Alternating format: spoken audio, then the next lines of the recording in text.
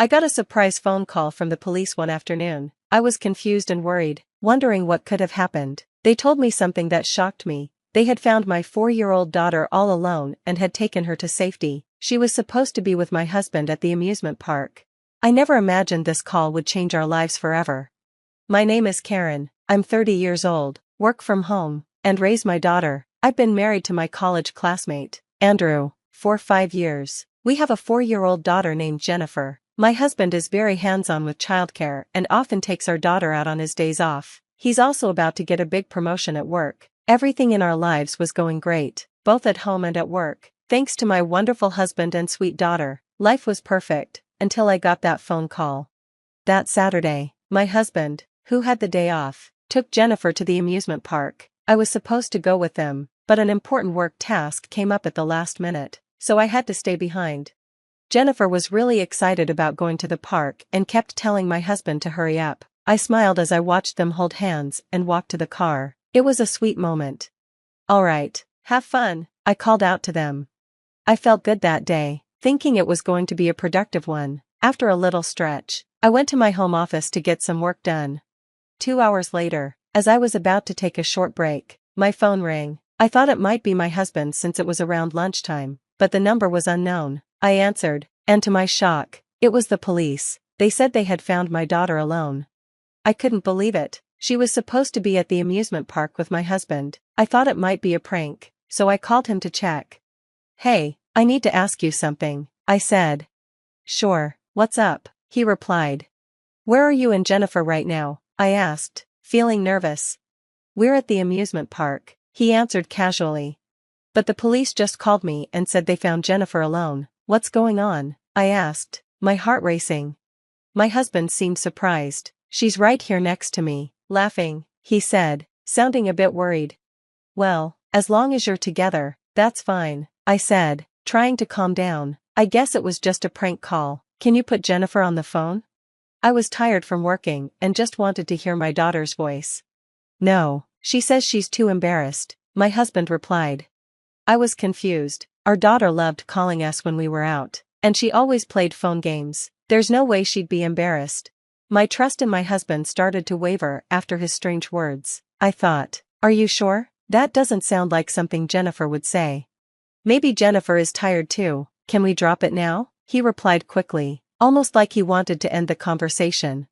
But something felt off. As I listened, I realized it was too quiet on his end. No laughter, no sound of the amusement park rides. It was eerily silent. He said they were at the park, but was that really true? "I'll see you at home," I said, and he hung up. I couldn't shake the feeling that something was wrong.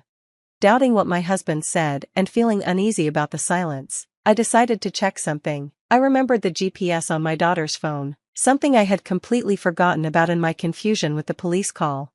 I checked the GPS. It showed they were at the amusement park, where my husband and daughter were supposed to be, but why had the police called me?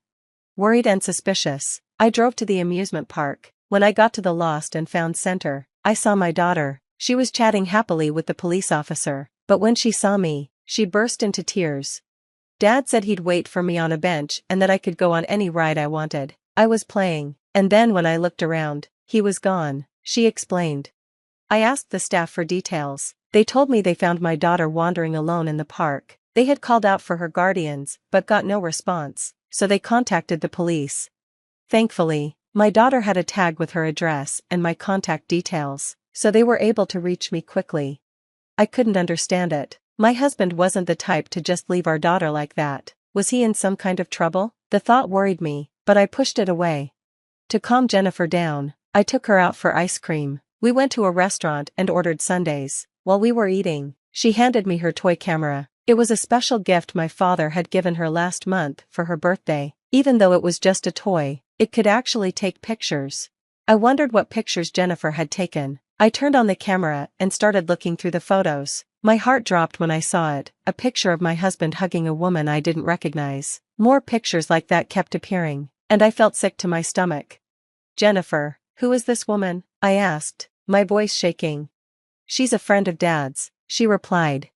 I felt like everything went dark. I remembered that my husband had cheated on me once before, when I was pregnant 5 years ago. We had reconciled because we were expecting a child, but now he was doing it again. He was using our daughter to cover it up, probably leaving her at the park while he went off with his mistress. "Do you know where Dad went, Jennifer?" I asked, but she shook her head, saying no. She started crying again, and through her tears, she told me that her dad had pushed her away earlier, telling her, "You're big enough to play by yourself now." I felt so sorry for my daughter. "I'm so sorry you had to go through this, sweetie," I said, taking her hand and heading home. That night, my husband rushed through the door, looking panicked. "Where have you been, and what have you been doing?" I asked, my anger clear in my voice. He noticed my tone and looked tense. "Actually, Jennifer went missing," he said. "You told me she was fine on the phone. Why did you lie?" I asked, upset. "I didn't lie, I just thought we'd find her quickly," he answered, sounding defensive. "It's been over 6 hours since that phone call," I replied. "He's probably been with his mistress this whole time." I could tell he was lying. "Don't you think it's strange you didn't hear the announcement at the park?" I asked. "How do you know about that?" he asked, looking uneasy. "The police called me when I went to pick up Jennifer at the amusement park. The staff told me everything," I said, feeling more certain of his guilt. He went silent, looking uncomfortable. He knew he couldn't deny it. Leaving our daughter alone at the park for his mistress was unforgivable. I made up my mind to get back at him. "Fine, just don't do it again," he said, looking relieved. I decided to let him think he was off the hook for now, but I had my own plan. A month later, I was in Los Angeles, not for vacation or work, but to catch my husband red-handed with his mistress. I followed them as they walked hand in hand, both looking shocked when they saw me. "What are you doing here?" my husband asked, his face full of surprise. "Weren't you supposed to be on a business trip today?" I didn't hesitate. "No, I called your office. They confirmed you took the day off." My husband looked rattled, his eyes darting around as if he was caught in a lie. "How did you even find out I was here?" he asked. I reminded him about the GPS on Jennifer's phone. "I put it in your car," I said, showing him my phone screen, which clearly showed a car parked nearby. "What? Using a handy camera is so sneaky," he said. "Who's being sneaky here?" I replied. "The only reason you'd be worried is if you have something to hide. Or is this you finally admitting it?" He got furious, almost spitting with anger. "I didn't do anything. You're blaming me." "Do you even have proof that I cheated?" he challenged, thinking he could get away with it. I didn't hesitate. "Well, about that," I said, smirking as I shoved a photo in his face. "Does this look familiar?" He stared at it. "How do you have this picture? You were supposed to be working." "Jennifer took it," I said. "Her toy camera actually works." He stood there, speechless for a moment, before scoffing. "This isn't even me. You must have mixed me up with someone else."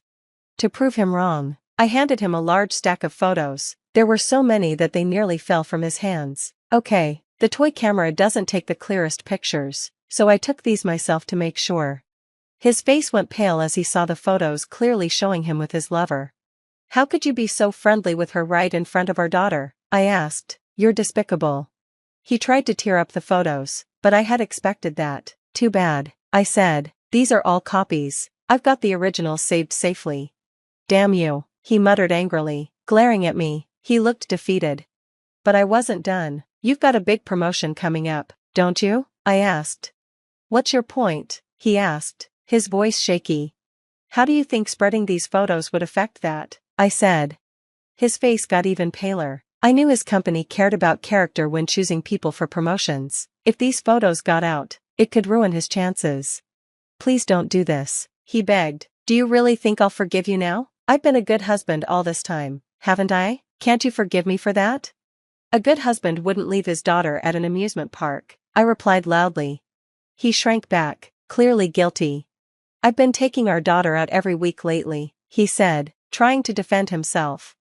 "That was just to keep me from suspecting your affair," I shot back. He looked almost tearful now. "I'm really sorry, just please don't tell my work. I don't feel any love for you anymore," I told him. "Do you remember when you cheated on me 5 years ago, when I was pregnant?" His face tensed, sweat forming on his forehead. He knew exactly what I was talking about. "I haven't forgotten the agreement we signed," I said. I had made him sign a contract that stated if he ever cheated again, he would lose all his assets and custody rights. "No, this isn't what it looks like. It's not an affair," he said, but I could see he had no explanation. He went silent and started to cry. It was pathetic. Then go ahead and sign this, I said, handing him divorce papers. No, I don't want to break up. Who will take care of everything at home if you're gone? He begged. Staying together now is impossible, I replied. Fine, I promise no more affairs. He screamed, his eyes bloodshot, but it didn't affect me. I wasn't angry about the affair anymore. So, you're forgiving me? He asked. No, I said firmly, what I'm angry about is you putting our daughter in danger. He went silent again, tears streaming down his face.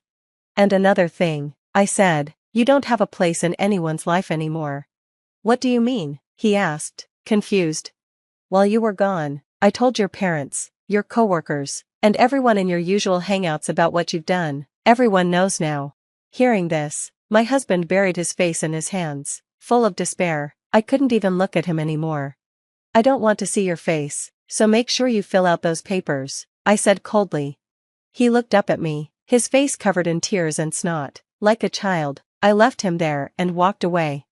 A month later, the news about his affair reached his company, and they revoked his promotion because of the agreement we had signed. He lost his assets, had to pay $220,000 in damages, and $400 a month in child support. He was struggling to make ends meet. He had to change jobs to one with a terrible work environment just to earn a higher salary. Now, he works nonstop. As for me, I moved back to my parents' house with our daughter and am doing my best as a single mom. Next year, my daughter will start preschool, and I look forward to seeing her grow. I never imagined I'd be sharing this story, but life has a way of unfolding in the most unexpected ways, prompting us to share our experiences to possibly help others who might find themselves facing similar challenges. My name is Helen, and at 29 years old, I work as a web designer from my home. I have an older sister, Alice, who is 2 years my senior, and a spirited nephew, Vincent, who recently celebrated his 7th birthday. About 2 years ago, Alice endured a tumultuous divorce from her husband, Wayne. The whole ordeal was fraught with emotional strain, not just for them, but for everyone close to them. Wayne was keen on taking Vincent with him, and he fought fiercely for custody. However, life threw him a curveball when his parents fell gravely ill, necessitating his move to another state to care for them. Given the circumstances, Vincent stayed with Alice, and Wayne agreed to provide generous alimony to ensure Vincent's needs were well taken care of. That period marked the beginning of significant changes. Before the divorce, Vincent was like any typical 2-year-old, navigating the infamous, terrible threes with the usual bouts of tantrums, but nothing out of the ordinary. However, after Wayne's departure, Alice experienced what she described as her awakening. She threw herself into a series of personal development seminars, adopted a strict vegetarian diet, and immersed herself in spiritual retreats. 5 months post-divorce, Alice decided to leave Vincent with me for a week while she attended a retreat. You can't just leave him for a week. He needs his mother, I protested. Alice, wearing a serene smile cultivated from her meditation sessions, assured me, he needs a mother who's in touch with her inner self. Besides, you work from home, it's perfect, and you know how much he loves his Aunt Helen. Vincent and I had always shared a close bond. As a toddler, he used to sit quietly by my side while I worked, either drawing or playing. But things had changed. Vincent became noticeably more restless and increasingly sought attention. His first major tantrum under my care was an eye-opener. His face flushed red, fists clenched, screaming at a pitch so high that I worried the neighbors might call the police. Despite my efforts to calm him with hugs, stern talks, or bribes of treats, nothing seemed to work. He would only stop once completely exhausted. When Alice returned, I attempted to discuss Vincent's behavior. We need to talk about Vincent's behavior today. He had a massive meltdown, I told her. Nonchalantly scrolling through her phone, she replied, "That's just him expressing himself." My online psychologist says it's healthy for children to express their emotions freely. As time passed, Vincent's behavior became increasingly concerning. There were moments when I almost called Child Protective Services, my finger hesitating over the call button, but the thought of Vincent being taken away from Alice and possibly placed in foster care stopped me. I discussed my concerns with our parents during one of our Sunday dinners. Mom, Dad, something's seriously wrong with Vincent. I implored, but their responses were dismissive. Oh, honey, you're overreacting. Alice is just going through a tough time, Mom said, stirring her coffee. I couldn't help but raise my voice, frustration mounting. A tough time? She's hardly there for him. She dumps him with me whenever it suits her. The situation continued to weigh heavily on me, a testament to how challenging and complex family dynamics can be, especially when children's well-being is at stake. Sharing this story is my way of reaching out, perhaps to find solace in shared experiences or to offer a perspective to others who might be witnessing similar family struggles. Life's unexpected turns can sometimes open our eyes to new challenges, but also to our capacity for resilience and support. The situation with Vincent was deteriorating, and each conversation about it seemed to go nowhere. He's getting worse, I tried to explain to my dad one evening. His response was dismissive, coded in a tone that bordered on patronizing. It's just a phase, Helen. Alice is dealing with her issues from the divorce, and it's affecting Vincent. These things take time. Everything will settle down eventually, you'll see. But they didn't understand the gravity of it. Last week, he had a meltdown that lasted 4 hours. I countered, my voice laced with desperation. My mom, ever dismissive, waved her hand and said, "All children have tantrums. Remember how Alice used to throw fits when she was little? She turned out fine." I was almost at my breaking point. This wasn't the same. Alice's tantrums never involved the destruction of property or physical harm to others. It felt like I was talking to a wall. They had made up their minds that this was just a temporary setback, something that would resolve itself with time. They didn't have to live with the daily chaos. And living with it was becoming unbearable. With Vincent around more and more often, my home life had turned into a circus. Working from home, which should have been a simple affair, became a juggling act of patience and frustration. I'd be in the middle of an important client call, and suddenly there would be a loud crash from the other room. During a video conference, Vincent once burst in, screaming at the top of his lungs, disrupting the meeting. My clients were sympathetic at first, but I could sense their patience thinning. The idea of getting a cat had crossed my mind, something I had always wanted, and I thought it might be good for Vincent too, to have a pet. But then I recalled the time he grabbed my neighbor's dog so violently that the poor animal yelped. He'd just laughed. The thought of leaving any animal with him during one of his episodes was horrifying, so I reluctantly shelved that dream as well. My apartment underwent a drastic transformation. The stylish open shelving I loved was replaced with child-proof cabinets. All my furniture now was robust and minimal, with nothing that could be pulled out, opened, or climbed on. My once trendy living space now resembled more of a minimum security prison than a home. Despite all these precautions, Vincent still found ways to wreak havoc. One day stands out vividly in my memory, marking a low point. I was working on a critical client project with a tight deadline. Vincent had been unusually quiet that morning, which in hindsight should have been a red flag. I stepped away for just a couple of minutes to grab a coffee. When I returned, there he was, standing with a pair of scissors in hand. Scissors I still don't know where he found, and my computer cables were in pieces on the floor. My work computer, my backup drive, my tablet, all disconnected, the wires cleanly severed. "Look, Aunt Helen. I made spaghetti," he declared, holding up the ruined cables. I stood there, coffee cup slipping from my grasp, staring at the thousands of dollars of damaged equipment and the now inaccessible week's worth of work. I was too drained to be angry. I felt utterly defeated. When I recounted the incident to Alice, her response was as infuriating as it was dismissive. "Well, you should have been watching him more closely." As for his education, Alice had decided against traditional schooling, claiming it would suppress his creative spirit. Vincent was being homeschooled, but given everything else, it was clear this was just another layer in a rapidly compounding series of challenges. My conversations with Alice and my parents about Vincent's growing issues seemed to go in circles, and I felt increasingly helpless, caught in the eye of an unending storm. Since Alice was often preoccupied with her personal development activities, I took it upon myself to arrange for private educators to come over and teach Vincent. Miss Thompson was the first to try. Her patience ran thin after only 22 minutes of Vincent screaming when she asked him to count to 15, and she quickly gathered her belongings and left. Next, we tried Mrs. Jennifer, who specialized in handling challenging children and came with glowing recommendations. She managed to endure almost a month before she, too, resigned. Following her departure, we had a series of educators, Mr. Arthur, Ms. Mason, Mrs. Amy, and finally, Mr. Henry. Each brought their unique approach, incorporating games, songs, rewards, and interactive activities, but nothing seemed to make a difference. Vincent's reactions varied wildly. He would either burst into prolonged screaming fits or withdraw completely, becoming eerily silent and unresponsive.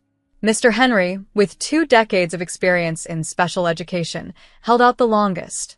He thought he was prepared for anything, but even his resilience crumbled after Vincent through a particularly intense episode. During one lesson, Vincent became nonverbal, completely disengaging from the surroundings. Then, an hour later, he abruptly snapped out of his silence, hurling his books out of my second-story window. "He needs professional help," Mr. Henry murmured as he packed up his teaching materials for the last time. "This isn't just behavioral. There's something deeper going on here."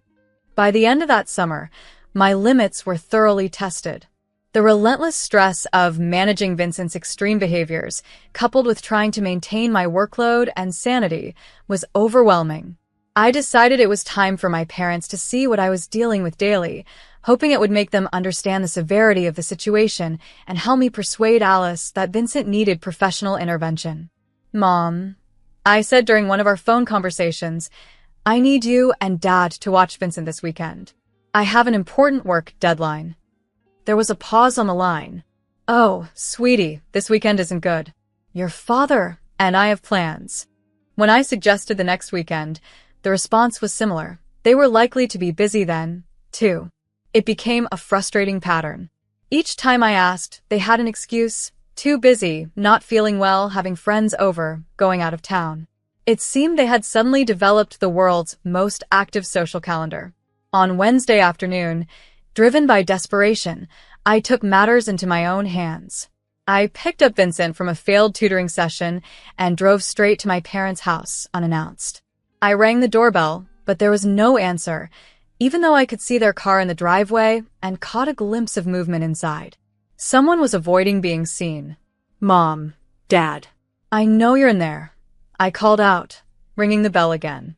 Vincent stood beside me, tugging at my sleeve and complaining of boredom. After waiting outside for what felt like an eternity with no response, it was clear they were pretending not to be home.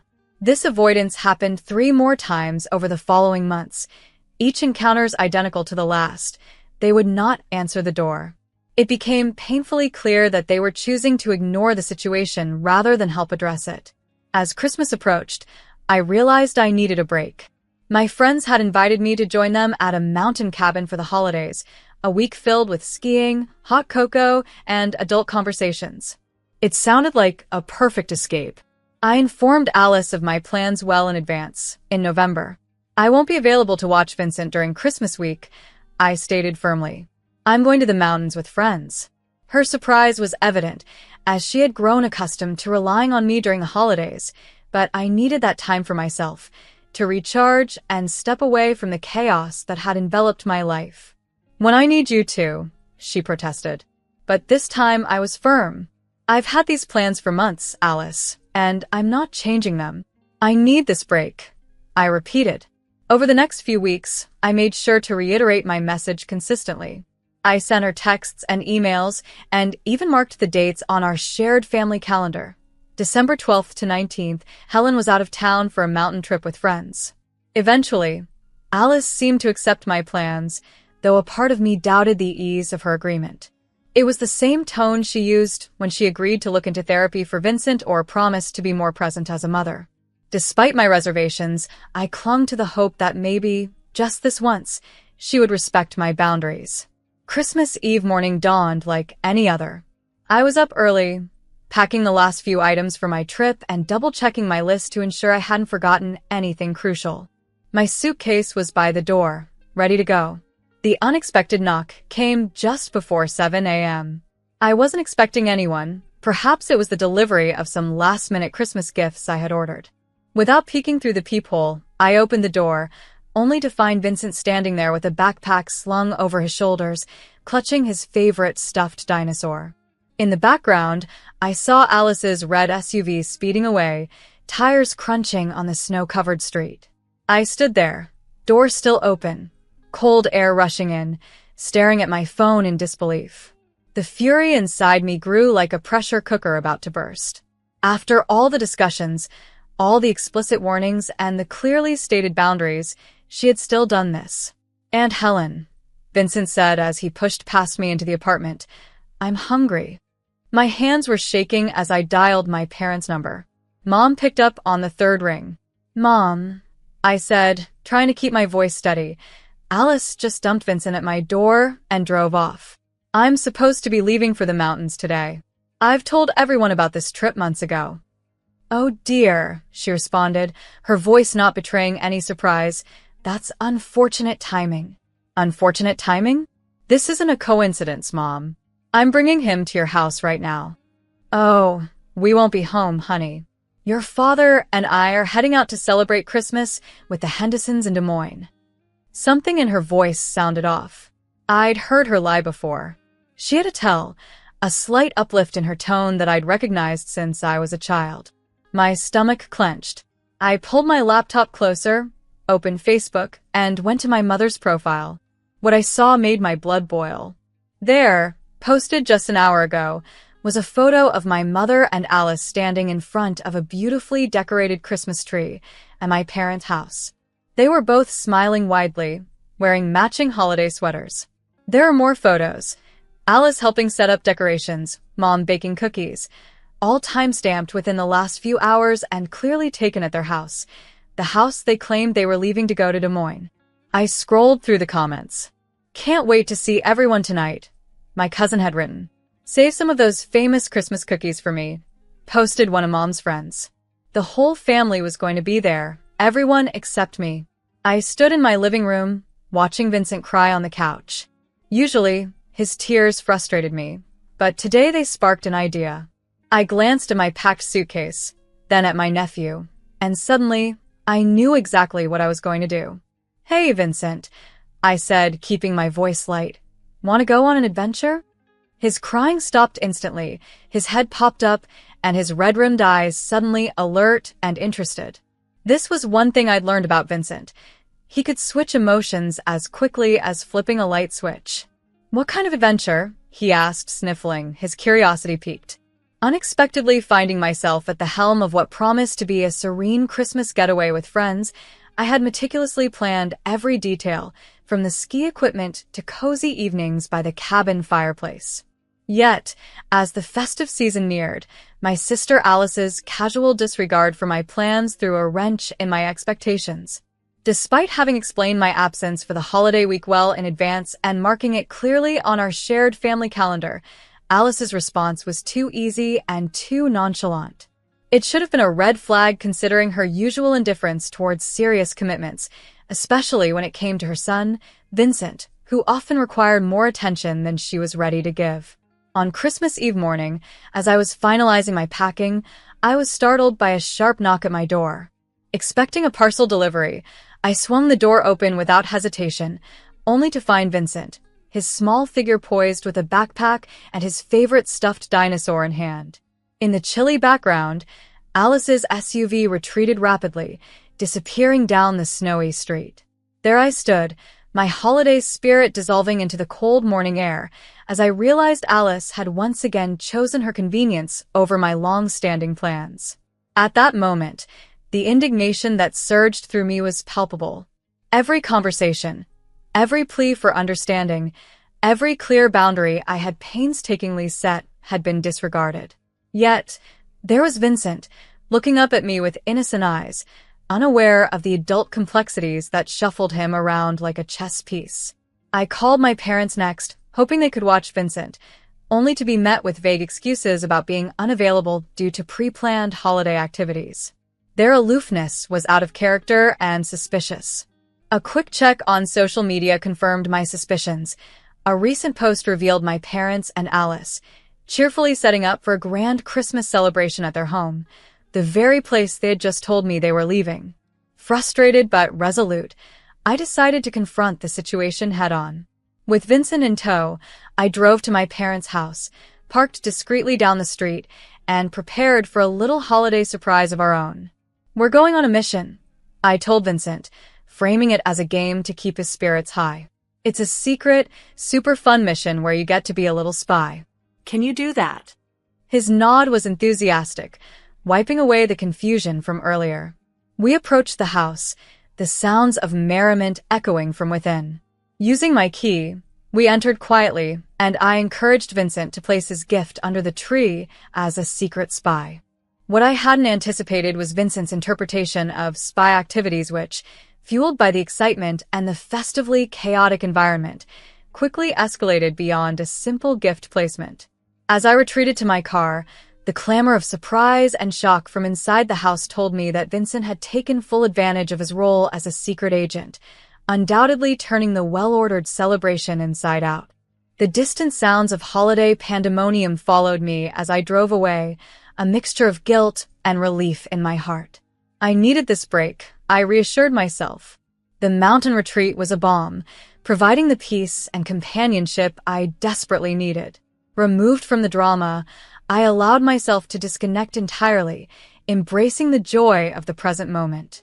When I returned, refreshed and ready to face whatever awaited, I was met with a flurry of messages recounting the eventful Christmas Eve, stories that would soon become part of family lore, illustrating the unexpected ways in which holidays could unravel and bring out the truth in everyone involved. But the chaos at the Christmas gathering reached a peak when Vincent began to lash out physically at the other children. He was pinching and biting them with such force that little Carol was left with teeth marks on her arm. When the adults intervened, Vincent's fury escalated. He started pulling hair, leaving Aunt Susan without a chunk of her new hair extensions. Alice and my parents tried to contain him, but he was uncontrollable, his actions resembling those of a wild animal. It was Cousin Brian who finally voiced the concern that had been on everyone's mind. He bluntly told Alice that Vincent needed professional help and that this level of aggression wasn't normal. Everyone at the party, even Grandma, who usually refrained from criticizing anyone, agreed that Alice needed to address Vincent's issues seriously. With a heavy heart, I turned my phone back on after my mountain retreat. It immediately started buzzing with weeks of accumulated notifications, over 100 missed calls, dozens of voicemails, and hundreds of text messages. The messages painted a grim picture. "How could you do this to us, Mom? You've ruined Christmas, Dad. This is all your fault, Alice. You've humiliated us in front of the whole family." I waited until I knew Alice would be back from her latest spiritual retreat and then called her. She answered on the first ring. "Listen carefully," I began, cutting off any chance for her to start defending herself. "I'm only going to say this once. You're going to get Vincent professional help. Real help, not some online guru or spiritual advisor. You're taking him to see a child psychiatrist and a proper psychologist, and you're doing it immediately." "You can't tell me what to do with my child," Alice spluttered. "Actually, I can," I countered calmly, "because I have evidence, lots of it. I've installed security cameras in my apartment. I have hours of video showing Vincent's episodes.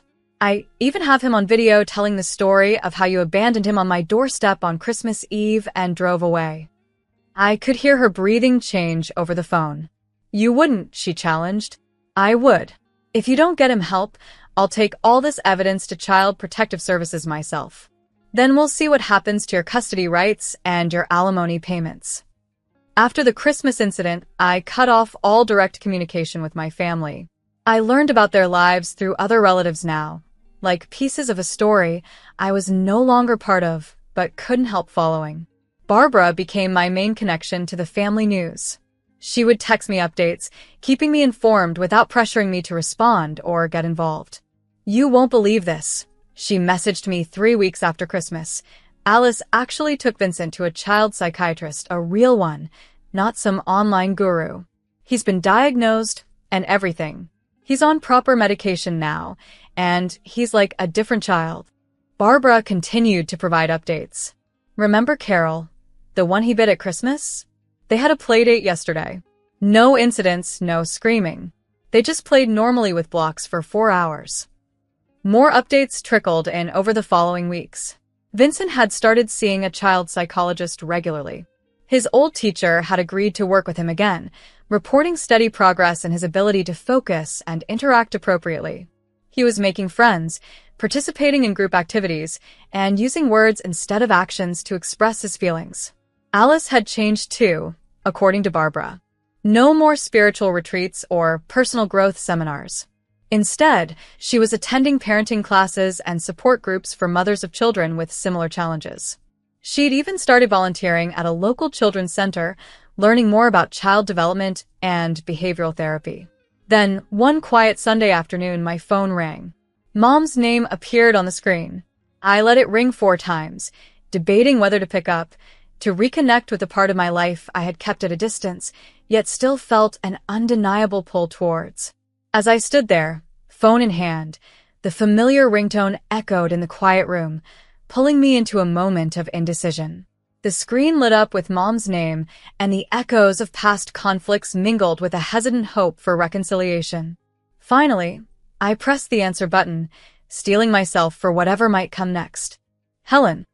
Her voice came through, softer and more tentative than the cold, angry messages she had left after Christmas. The shift in her tone was unexpected. I just wanted to let you know about Vincent, she began cautiously. The therapy is helping. His doctor says he's responding beautifully to the treatment. And Alice, she's talking about enrolling him in regular school next year.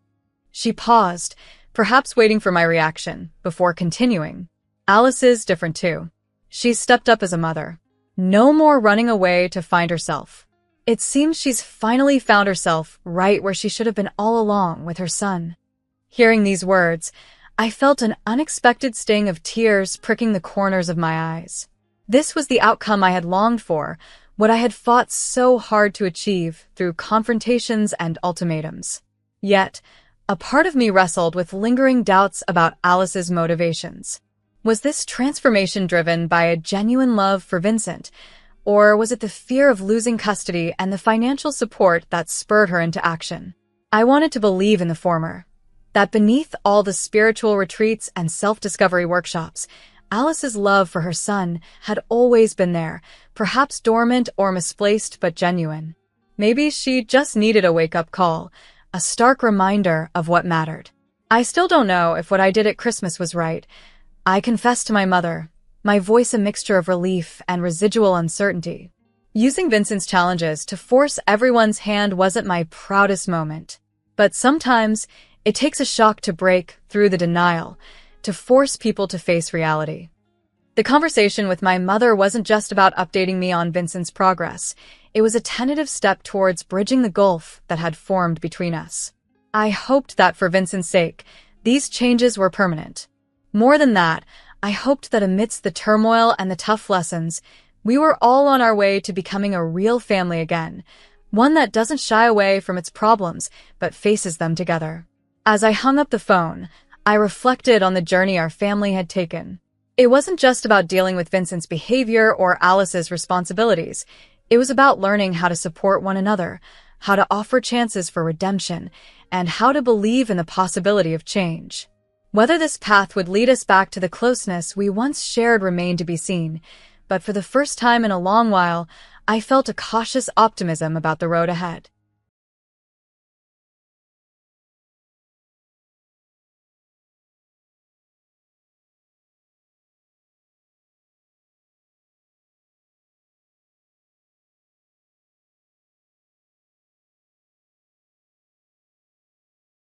My phone buzzed for the 3rd time in 10 minutes. It was Mom again. I watched it skitter across my desk, my stomach tightening into knots. After it stopped, I counted to 12 before I dared to listen to her voicemail. Jennifer, darling, why aren't you picking up? It's urgent. Call me back immediately. I'm Jennifer, 33, and somehow, I've become the bank for my family. It wasn't out of choice, but through years of manipulation and the heavy burden of being the successful one. The phone vibrated once more. This time, I picked up. Mom's voice crackled through. "I've been trying to reach you all morning." "I was in a meeting, Mom." "What's wrong?" "Nothing's wrong, exactly. We just need a small favor," she began, her voice dripping with sweetness, a sure sign a request for money was coming. "The mortgage is due next week, and your father's hours were cut again." I pressed my fingers to my temples. "Mom, I just covered your mortgage for months ago. You promised that was the last time." "But darling, we're family. Family helps each other. Besides, you're doing so well with your business." "What's a few thousand to you?" "A few thousand, just like last month for Emily's car, and the time before that for Dad's medical bills. It's always just a few thousand that's draining my savings," I whispered. "What was that?" she asked. "I can't keep doing this," I said, louder this time. "Oh, before I forget," she interrupted, "Emily needs new furniture for her apartment. Nothing fancy, just a living room set. I told her you'd help." My grip on the pen tightened until it snapped, ink staining my fingers blue. "You told her what?" "She saw that lovely leather sofa in your office and thought you'd help her get something similar. She's your sister after all." I stared at my sofa, a symbol of my hard work. "No," I blurted out. "Excuse me?" Mom sounded shocked. "No, Mom. "I can't do this anymore. I'm not an atom." Silence. Then her voice came back cold and sharp. "After everything we've done for you, this is how you repay us? By being selfish?" "Selfish." I laughed, though it felt more like a sob. "I've given you over $80,000 this year. I've put off buying a house and delayed starting a family, all to support everyone else. How is that selfish?"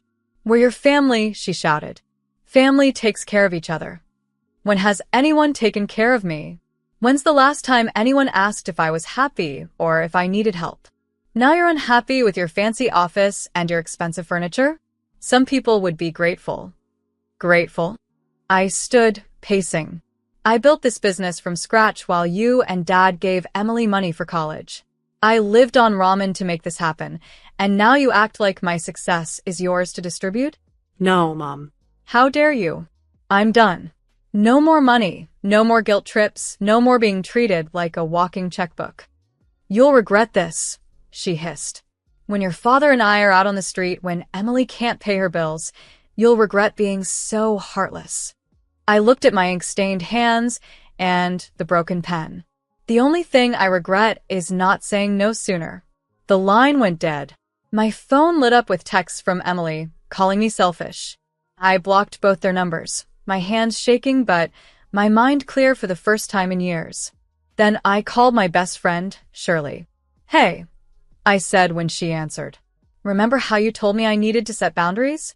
I think I just blew them all up." Her warm laugh filled the line. "Girl, it's about time. Want to grab a coffee and talk about it?" "Yes, I really do."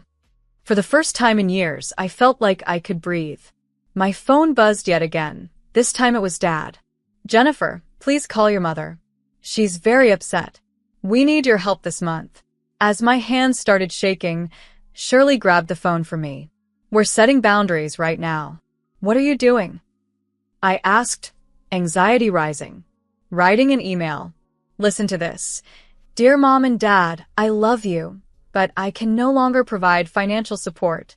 My previous help was given freely, but it has become unhealthy for all of us. I'm happy to continue our relationship based on mutual respect and love, but financial aid is off the table." "Love, Jennifer." "I can't send that," I protested weakly. "Watch me." She hit send before I could stop her. "There. Now let's deal with your sister." As if on cue, the cafe door chimed and Emily stormed in, her face flushed with anger. "How could you?" she demanded, drawing glares from nearby tables. Mom's crying her eyes out. I felt myself shrinking, but Shirley nudged my foot under the table, a silent reminder to stand tall. "Emily," I said, my voice steady. "This isn't the place." "No, this is exactly the place. You sit here in your designer clothes, sipping fancy coffee while our parents struggle. What kind of daughter are you? Shirley started to stand, but I touched her arm, signaling I could handle it. I'm the kind of daughter who's exhausted from being used, the kind who's given everything until there was nothing left, the kind who's finally learning to say no. As for the furniture, buy your own. Get a job, take out a loan, do what adults do. Her face crumpled. But I can't. My credit shot, and no one's hiring in my field. That's not my problem anymore, I said. The words were unfamiliar, but felt right. Fine, she spat, but don't come crying to us when you're all alone with nothing but your money. As she left, an elderly woman nearby spoke up. Good for you, dear. I wish I'd had your courage years ago. My phone vibrated. Another message from Mom, harsher this time. How dare you send such a cold email after everything we've sacrificed for you? You're no daughter of mine. Shirley read it and whistled. Wow. She went nuclear. They did make sacrifices, I admitted, feeling a twinge of guilt. Yes, they did. That's what parents do. But you've repaid them many times over. Now, they're using those sacrifices to manipulate you. Feeling nauseous, I said, it's hard setting boundaries. It's harder to live as everyone's ATM, Shirley replied. You're doing the right thing. Then Dad texted, your mother's blood pressure is sky high. If anything happens, it's on you. Something inside me hardened. They want to play hard? Fine, let's see how they manage without their cash cow. That's my girl, Shirley said, raising her coffee cup. To boundaries and backbone. We clinked cups, despite the tremble in my hands. To freedom. Little did I know, this was just the beginning of the storm. Later, during a business meeting, Kevin, a respected consultant, reviewed my proposal. Your numbers are impressive, Jennifer, but you're playing it too safe. What do you suggest? I asked, ignoring another call, probably Mom using a different number. Think bigger. Expansion, strategic partnerships. You've built a solid foundation. Now it's time to grow. It's time to expand your empire, Kevin said, sliding a business card across the desk. Meet with Margaret Thomas. She's seeking tech partners. I nearly choked on my water. Margaret Thomas? She's my biggest rival. Exactly. She'll be either your greatest ally or your worst nightmare. Your choice. Before I could reply, the office door burst open. Emily stormed in, tears ruining her mascara. They're foreclosing on the house. Mom and Dad are going to be homeless, and it's all your fault. Kevin raised an eyebrow, but remained silent. Taking a deep breath, I remembered Shirley's advice on boundaries. Emily, this is a private business meeting. You need to leave. No, not until you fix this. You have the money. I stood, my voice firm. Security, please escort my sister out. You heartless. Emily lunged, but security was quicker, guiding her out as she shouted back, You'll regret this. Money has changed you. After she was gone, Kevin whistled. Family business? Something like that, I replied, straightening my jacket. Don't apologize. But this is why you need to think bigger, he urged, tapping the business card. 4 hours later, I met with Margaret Thomas in her sleek downtown office. She was younger than I expected, in her early 40s, with a piercing gaze. Kevin speaks highly of you. Margaret started, skipping small talk. But I'm not convinced. Excuse me? Your firm is successful, but you play it safe. Like someone scared to take real risks, she said, pulling up my financials on her tablet. My financial decisions are my own, I retorted, feeling my cheeks heat. If we're to be partners, that changes, she leaned in. I don't care about your family drama. I care about business. And you're letting personal issues hold you back. You don't know me. I know enough. You've been financially supporting your family, turning down major opportunities because you lacked capital. Are you ready to change that? Silence fell as she laid out her offer. We merge our consulting divisions. You lead the expanded operations into 3 new markets within 20 months. No more playing safe. And if I say no, I'll acquire your biggest clients one by one until your firm is just a footnote in my company's history. My phone buzzed with another guilt-ridden email from Mom. Ignoring it, I asked, when do we start? Margaret's smile widened. Now. Let's talk numbers. As we discussed the terms, I set one condition. I want complete autonomy over my division, no interference, regardless of any personal drama. Deal, Margaret laughed. Welcome to the big leagues, Jennifer. Signing the contract, I felt empowered. My phone lit up again, a text from Dad. Your mother's in the hospital. Stress-induced panic attack. Hope you're happy with yourself. For the first time, I turned my phone face down, choosing my future over their manipulation. Ready to shake things up? Margaret extended her hand. More than ready, I replied, gripping her hand. The game was changing, and I was playing to win. When the merger made headlines, my office door slammed open. Mom stood there, waving the newspaper. So this is why you abandoned us? I pressed the security button. How did you get past reception? I told them I was your mother. You seem to have forgotten that. Ma'am, you need to leave. The security guard intervened. Don't you dare, Mom shrieked. I carried you for 8 months. I sacrificed everything for you. My phone rang again as security escorted my mother out, her cries echoing down the hallway. My daughter, my flesh and blood. I was still shaken when Margaret walked in shortly after. Interesting show in the lobby, she remarked dryly.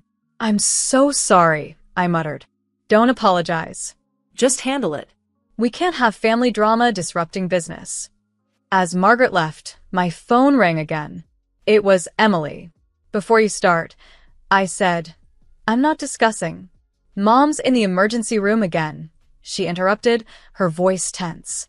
Real this time, not just for show. Dad's with her. They're running tests. My stomach dropped. What kind of tests? Cardiac. The doctor says stress is literally killing her. Are you happy now? That's not fair, I replied, feeling defensive. You know it's not fair? I lost my job last week. The startup I was at tanked. I can't make rent. Mom and Dad are losing their house, and you're out there celebrating your fancy merger. Your financial problems are not my responsibility, I said, trying to remain calm. No. Mom and Dad drained their retirement funds putting me through college. They remortgaged their house to help you start your business. That was their choice, and now you're choosing to let them suffer. Emily cried out. Mom might be dying, and you're sitting in your upscale office like we don't exist. I'm not ignoring you. I'm setting boundaries, I stated. Is that what your rich friends call abandoning your family? She retorted, her voice bitter. What happened to you, Jennifer? You used to care about someone other than yourself. The words stung. I still care, but I can't continue supporting bad choices. Save it for your therapist, she snapped before hanging up. I sat in silence until Shirley's call snapped me back. Your sister's blasting you on Facebook, she said bluntly. I pulled up the post. My sister made millions today while our mother lies in the hospital. Money truly changes people. Remember this post when she tries to act self-made. She built her success on our family's sacrifices and then abandoned us when we needed her most. The comments were brutal. Old family friends, distant relatives, and even business contacts expressing shock and disappointment. They're using shame to manipulate you, Shirley insisted. But what if they're right? What if I am being selfish? I questioned. Stop. Remember why you set these boundaries. Remember the constant anxiety, the sleepless nights worrying about their next crisis. You're not being selfish. You're being responsible. As we spoke, my office door opened again. This time it was Dad, looking weary. I'll call you back, I told Shirley, hanging up. He stood there, aged and defeated. Your mother's asking for you, Jennifer. I know you're done supporting us financially, but she's scared. I glanced at a family photo from happier times on my desk. I can't go back to how things were, Dad. I know, he sighed. But is this how you want things to end? With security guards, Facebook fights, and emergency room visits? His question lingered, heavy with years of complex family history. Before I could answer, my phone buzzed, an urgent message from Margaret about a meeting with major investors, insisting that the family drama be resolved. I looked at my father, the headlines of my success, and the harsh Facebook posts. Something had to give, but what? Then Shirley called back, pacing in my office. Your mother's spreading rumors that you embezzled money from the family. 3 clients have called asking if it's true. Caught between my future and my past, I realized no easy answers lay ahead. I was deep into reviewing an investor presentation when Shirley interrupted. Check your email. Someone forwarded a message from your mom to your entire extended family. It's creative. The email claimed I had stolen my dad's supposed inheritance to start my business, detailing fictitious repayments and broken promises. This is insane, I muttered. There was never any inheritance. My grandparents passed away with nothing. She's desperate, Shirley pointed out, and desperate people tell desperate lies. As we talked, my phone lit up with a call from Margaret, the tone icy. Jennifer, care to explain why I'm fielding calls about financial fraud? It's not true. It's my mother. I don't care who. Margaret cut in sharply. Fix this today. She hung up. I leaned against the cool glass of my office window, feeling the weight of the city below. What am I supposed to do, sue my mom? If necessary, Shirley replied.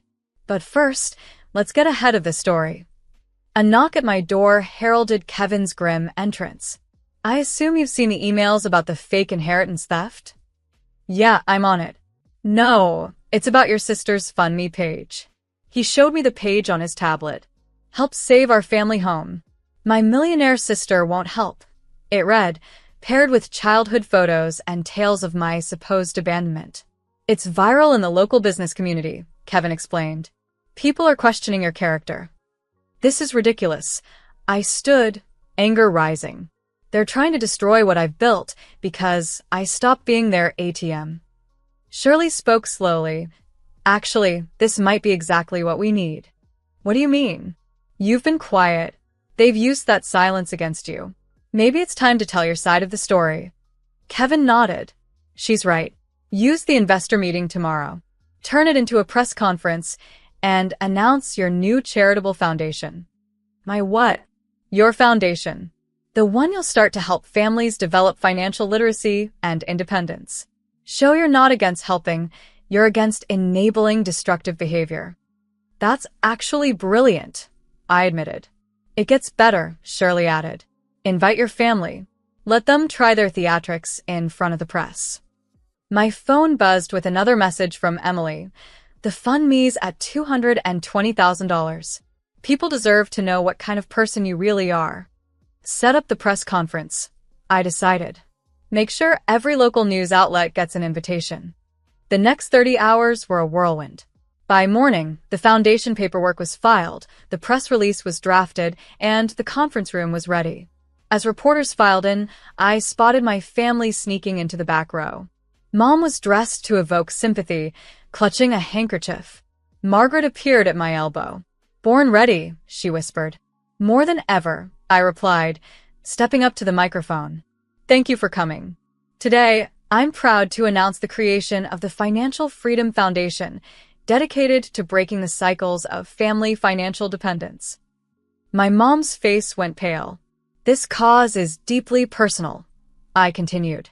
For years, my success was used against me by those closest to me. I've faced emotional blackmail and public slander, all for setting healthy boundaries. Reporters turned to my family. This isn't about revenge. It's about change. The foundation will provide education, counseling, and support for those struggling with financial codependence. Sometimes saying no is the most loving thing we can do. Emily stood to interrupt, but Dad pulled her back.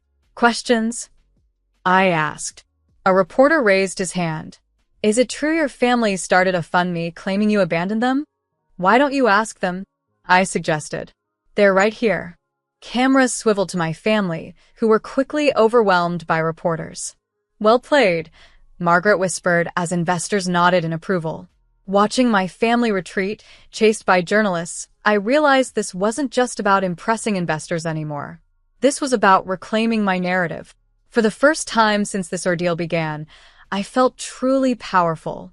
I was reviewing some feedback from the public on our foundation's outreach when my office phone rang. The receptionist sounded anxious. Miss Jennifer, your father's here, and he says it's urgent. I nodded to Shirley to send him up. Dad looked weary as he entered, a stark contrast to the formidable presence he once was. "We need to talk," he began. "About the fund me or Mom's inheritance stories?" He sighed heavily and sat down. "Your mother's not doing well, Jennifer. Her blood pressure is sky high. She's talking about selling her wedding ring to pay bills." "That's manipulation, Dad. You know it," I said, though my voice softened seeing his distress. "Maybe," he admitted, rubbing his face. "But the foreclosure notice is real. We have 35 days. And you came here expecting what, exactly?" I asked, trying to keep my tone neutral. He glanced around my luxurious office. "I don't know anymore. Your mother always managed our finances. I just worked and handed over my paycheck. Never questioned it." "That stops now," I said firmly. "I'm done enabling, but I will help you help yourself." "What does that mean?" he asked cautiously. I handed him a folder I had prepared for this very scenario. The Foundation's first initiative includes financial counseling, job placement assistance, and debt management programs. But there are conditions. Mom needs to attend therapy, both of you must take financial literacy classes, and the emotional manipulation has to stop completely. He looked at the folder skeptically. "She'll never agree. Then you have a choice to make. Stay trapped in her financial chaos, or take control of your own life." His hands trembled as he reached for the folder. "And Emily, same off replies. But the money games end now. Your mother will see this as a betrayal." No, Dad. The real betrayal was teaching me that love means emptying my bank account on demand. He stood slowly. "I'll think about it." After he left, Shirley squeezed my shoulder. "You okay?" Before I could answer, my phone buzzed. It was a text from Emily. "Dad told us about your offer. Are you going to make our parents jump through hoops for help? You've changed." I typed back, "Yes, I have. I'm no longer financing anyone's poor choices. The offer stands if you want real change." Her reply was swift. "Keep your charity. We don't need your condescending help."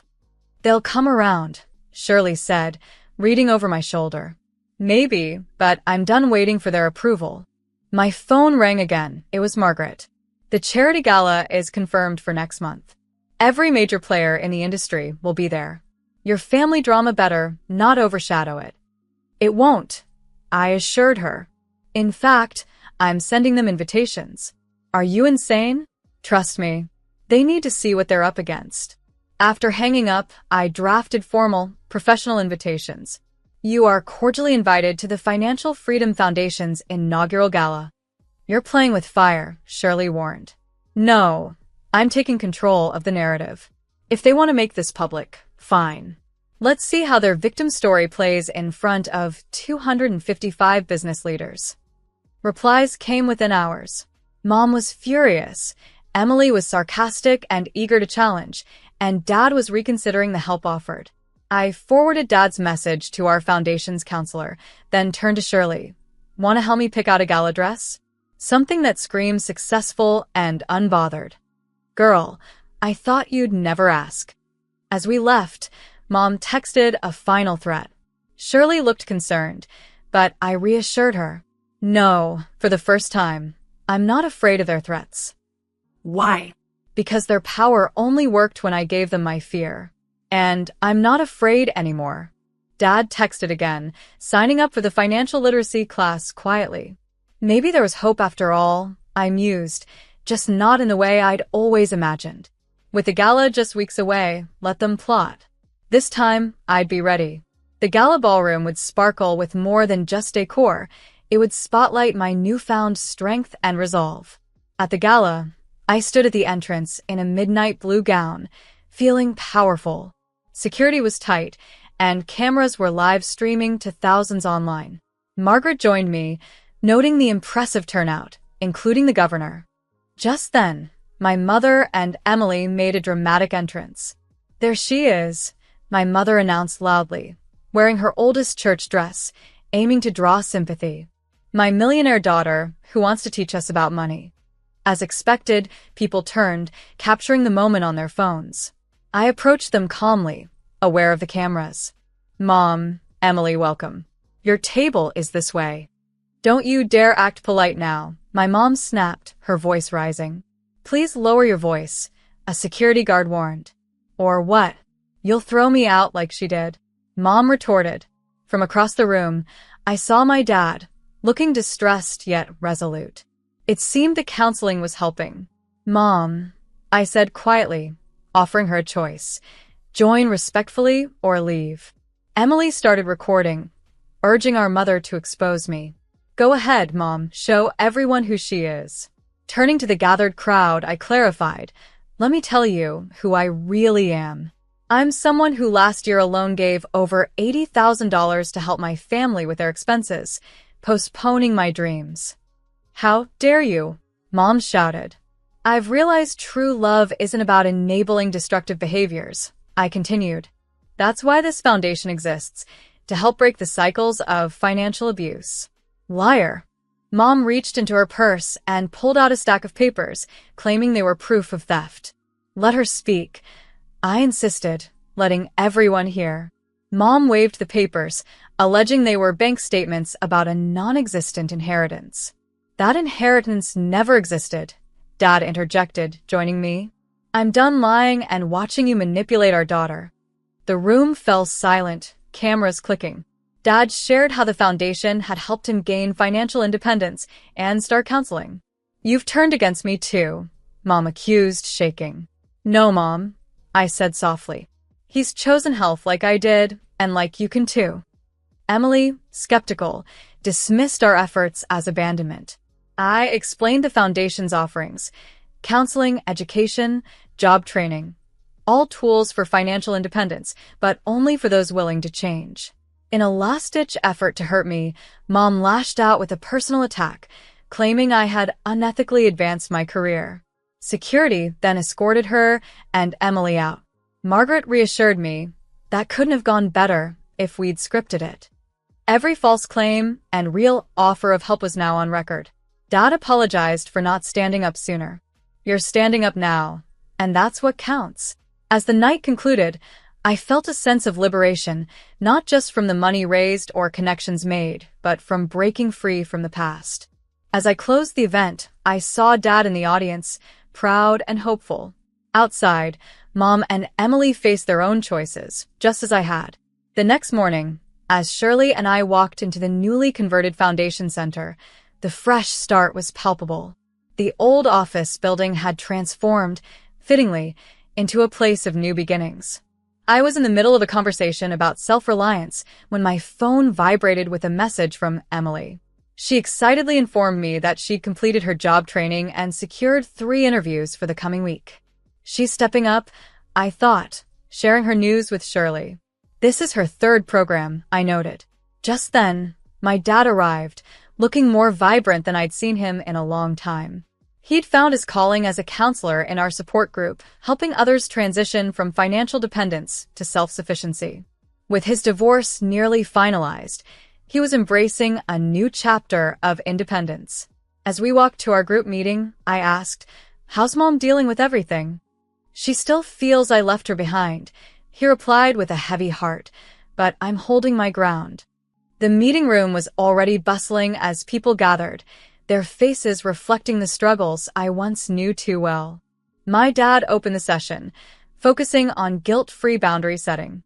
That's when Mom stormed in, accusing Dad of bad-mouthing her in these sessions. "Mom, this is private. You can set up your own time to talk," I interjected firmly. "I don't need therapy.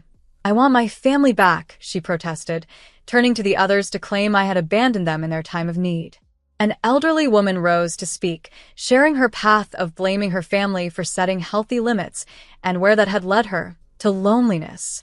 Seeing Mom's face soften, the woman's story seemed to strike a chord.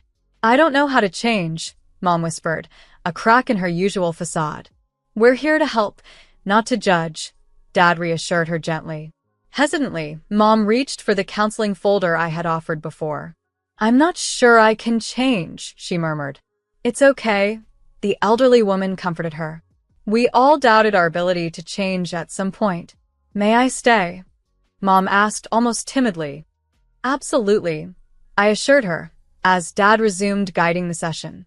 Meanwhile, my phone lit up with updates from Margaret about business milestones and Emily about her first paycheck from her new job. Each message was a reminder of our journeys, mine, Emily's, and even Mom's, from fear and obligation to empowerment and peace. As I sat next to Mom, she remained silent, yet she didn't withdraw. Our story wasn't wrapped up neatly.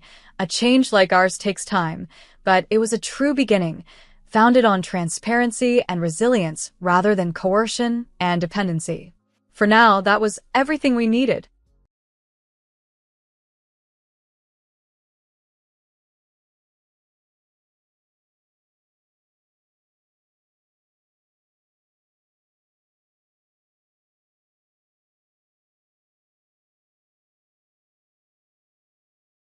Growing up, I never quite imagined a simple phone call from my grandmother would unearth such a deep well of memories and emotions.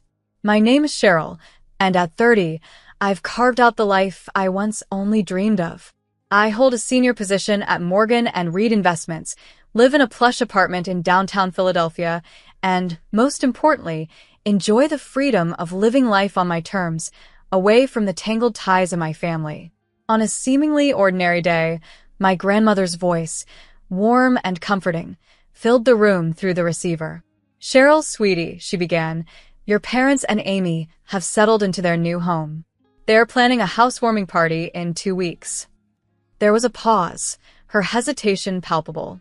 "Are you and Grandpa attending?" I asked, masking my curiosity with a light tone.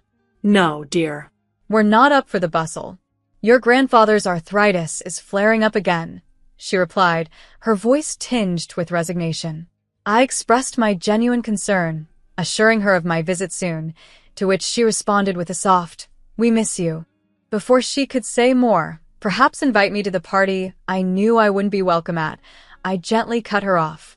We both understood the family dynamics too well. After the call, I gazed out from my floor-to-ceiling windows, the city skyline a stark backdrop to my reflection, a successful woman, a far cry from the overlooked child I once was. It was ironic. My parents' new home would likely be modest compared to my high-rise apartment, a detail they remained oblivious to, thanks to my deliberate absence from social media.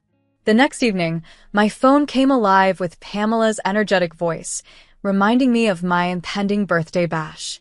"Don't you dare back out, Cheryl. Tomorrow's going to be epic, and everyone's excited." Her enthusiasm was infectious, and for a moment, I entertained the idea of shedding my usual privacy to celebrate in style.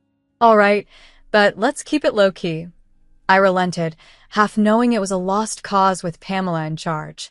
The party was a hit, and the photo shoot transformed my home into a scene from a glossy magazine.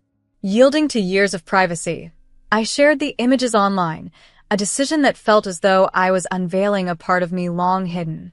The reactions were instantaneous and overwhelming. Old classmates, colleagues, and even distant family members expressed their astonishment at my success. It was liberating yet unnerving, like stepping out from behind a mask I'd worn for too long. The next morning brought a call from an unknown number. It was my mother, her voice falsely cheerful. "Cheryl, I saw your photos online. Your place looks wonderful. We'd love for you to come to the housewarming. Everyone would be thrilled to see you." The invitation, now extended because of my apparent success, left a cold feeling in my gut. "I'll think about it," I responded, my voice devoid of warmth, and hung up. As I sat back, the city sprawling below me, a flood of memories washed over me, each a stark reminder of the distance I'd put between my past and the life I now embraced. From the very beginning, my existence was something of an anomaly, an unexpected twist in the youthful lives of my parents. At 24, fresh out of college, my mother discovered she was pregnant. Both she and my father had grand plans: travel, career advancement, and savoring their freedom. The news of a baby was not a welcome surprise. Mrs. Mitchell, the echo of the doctor's words from a story once recounted by my grandmother, rings in my ears. An abortion might affect your future ability to have children. Fearing future regrets, more than out of any desire for parenthood at that moment, they chose to keep me. As soon as I arrived, I became a frequent guest at my grandparents' house, leaving there first for weekends, then for extended weeks. My earliest, fondest memories are not of my parents' home, but of the comforting warmth of my grandparents' abode, the sweet scent of Grandma's cookies, and the hearty sound of Grandpa's laughter, both enveloping me in a feeling of genuine belonging. Everything shifted when I turned 7. My grandparents, having provided me with a surrogate home, insisted I needed more stability. "She needs to go to school and have her own home. You can't keep passing her around like this," my grandma asserted to my parents. Although my mother weakly protested, suggesting I was happier with them, my grandfather's stern resolve prevailed. By then, my parents had settled into their careers and bought a home, and they agreed to take me back, though somewhat reluctantly. I soon learned they were planning to have another child, one that was planned. I was 8 when my mom announced her pregnancy, with what would be radiant joy and pride. As preparations for the new baby, Amy, began, the disparity in their treatment of us became glaringly obvious. While Amy received all the doting attention, my achievements, like leading roles in school plays or straight, as were met with distracted congratulations or outright indifference. I gradually stopped sharing my successes with my parents, turning instead to my grandparents. Each visit to their house after school was a retreat where my accomplishments were celebrated. "Show me that report card again." Grandpa would beam with pride, his eyes twinkling. They remembered every birthday and every school event. When I won the science fair in 5th grade, they were the only family I had in the audience, as my parents had opted to attend Amy's dance recital instead. This pattern of neglect continued throughout my youth.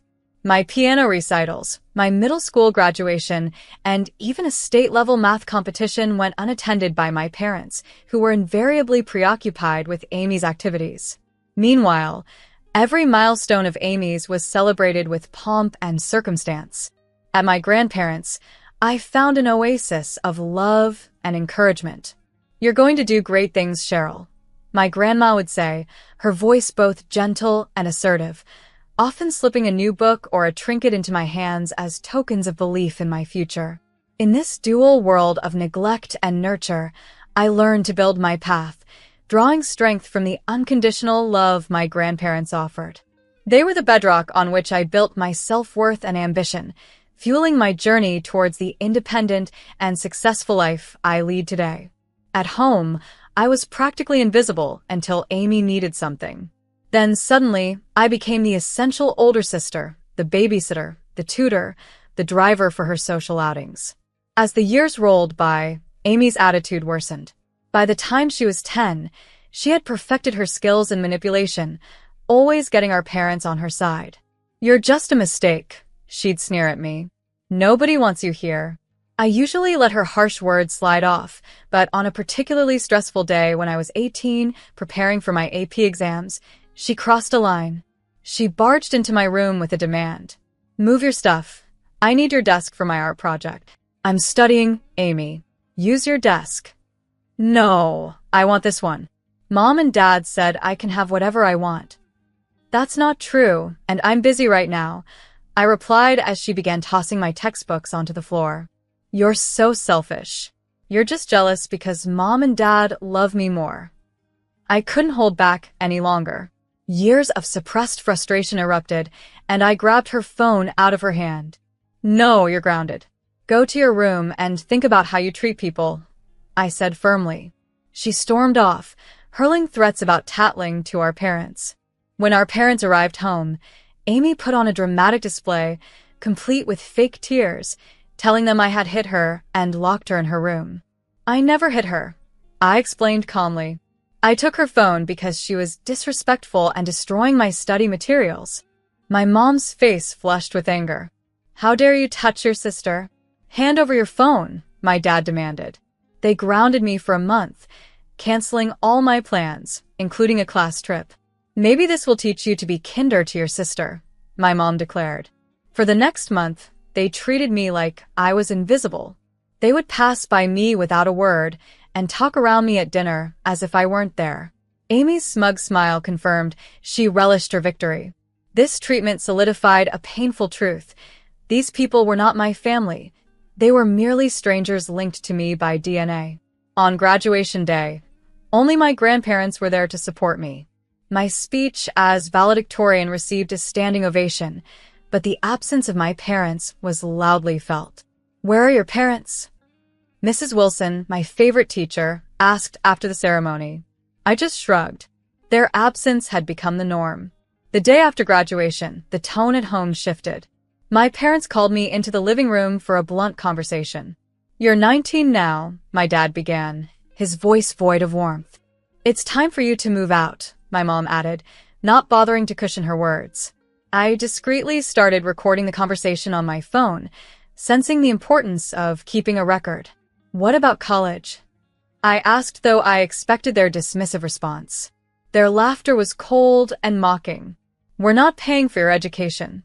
That money is for Amy's future," my dad stated. My mom sighed, almost relieved to be saying the words out loud.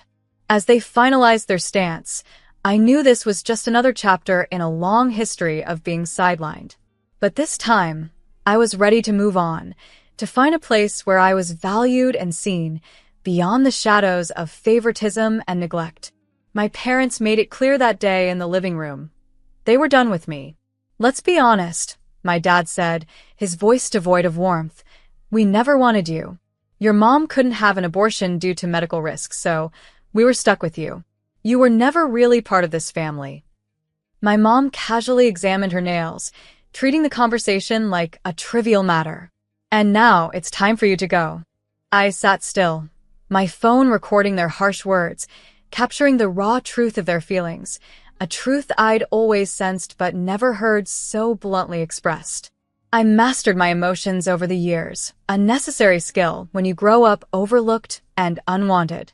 "I'll leave tomorrow," I stated calmly, my voice steady despite the turmoil inside.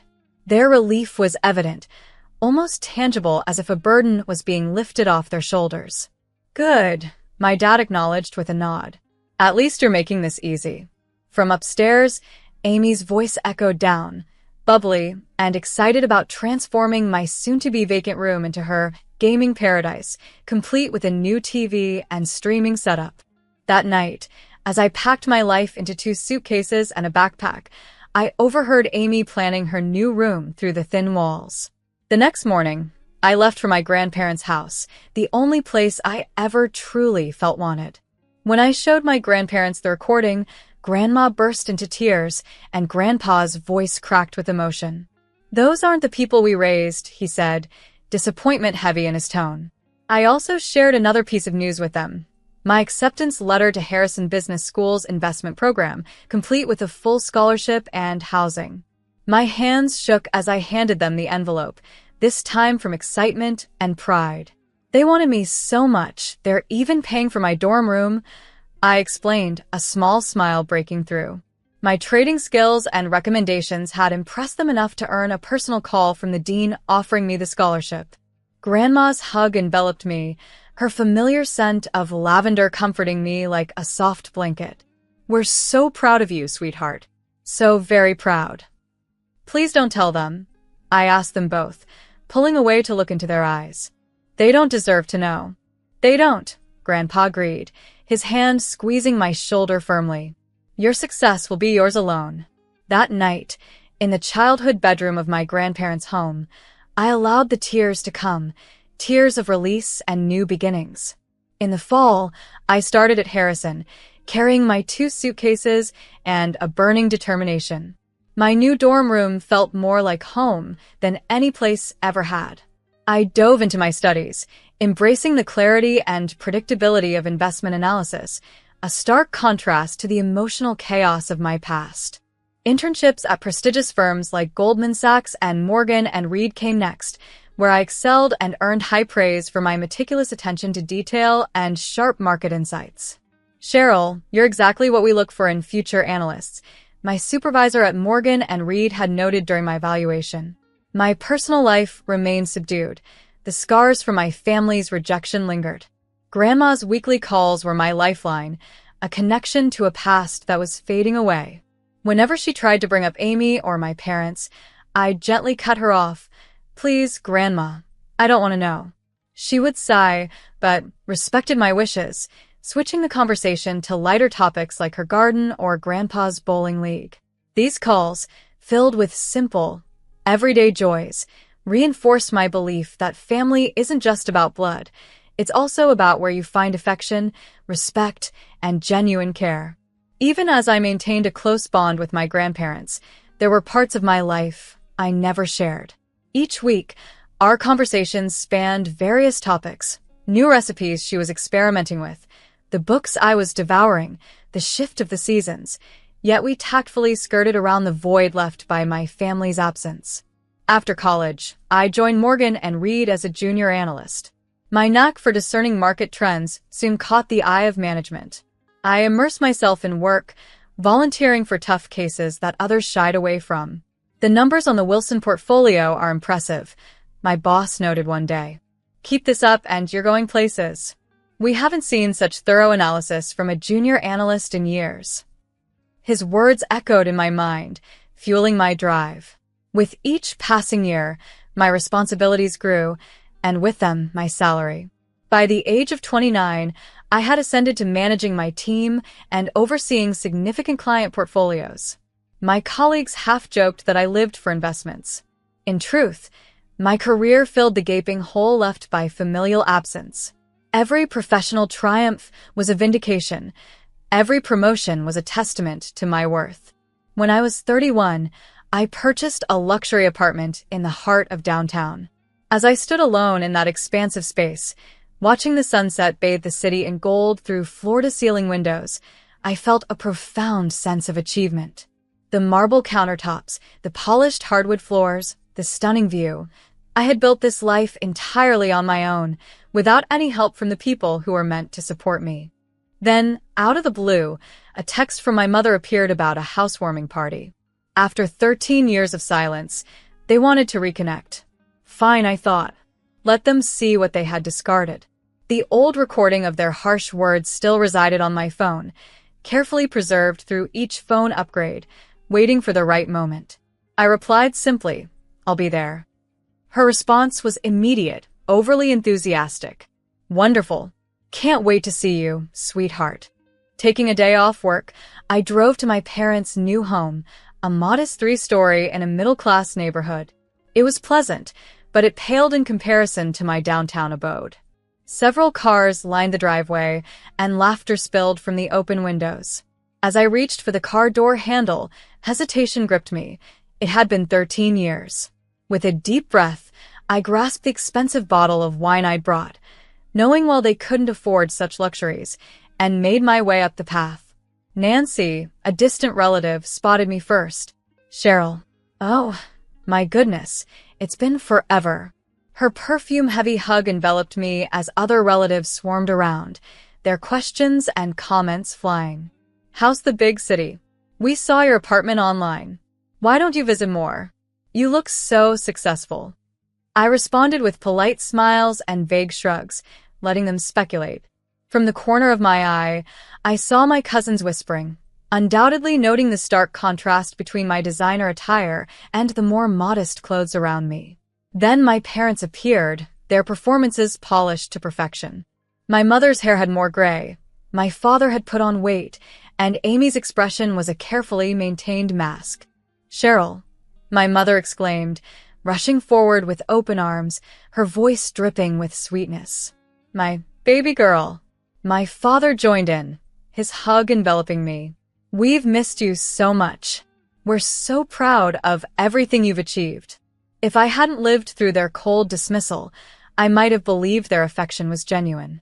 The way my mother clutched at my shoulders, how my father's voice cracked, such flawless performances.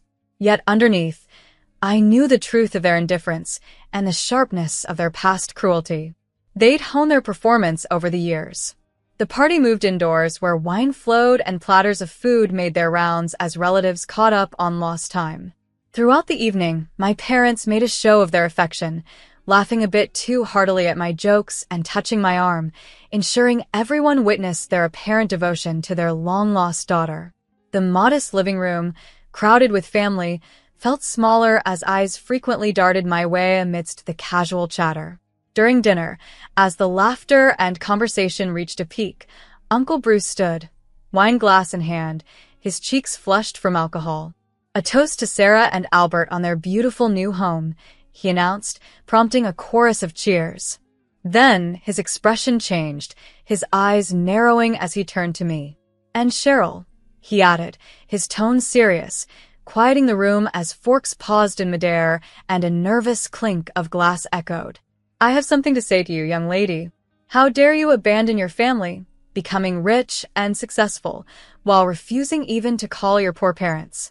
They've been heartbroken, wondering what they did wrong, crying over their ungrateful daughter." My stomach nodded as I observed my parents, their faces the picture of crafted concern and feigned hurt, my mother even squeezing out a tear.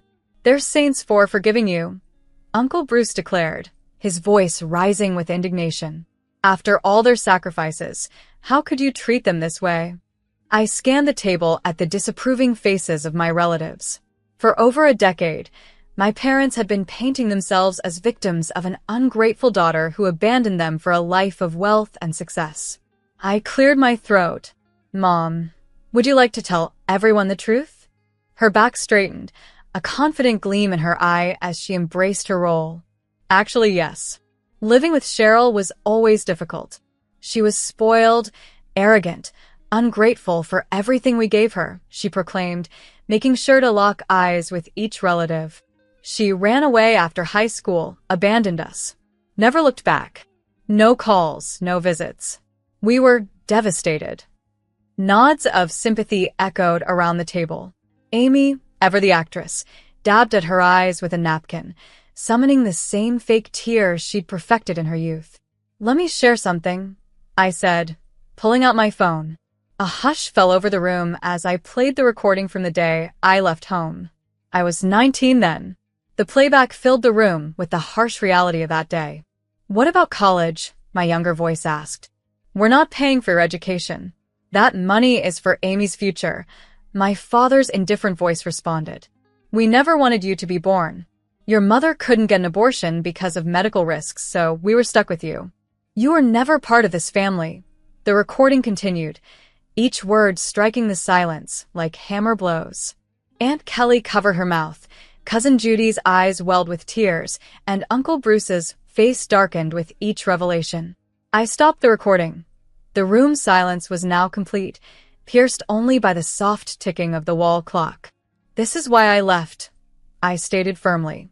"Ask Grandma and Grandpa. They took me in that day. They were there when you kicked me out." I stood, pushing my chair back with a scrape against the floor.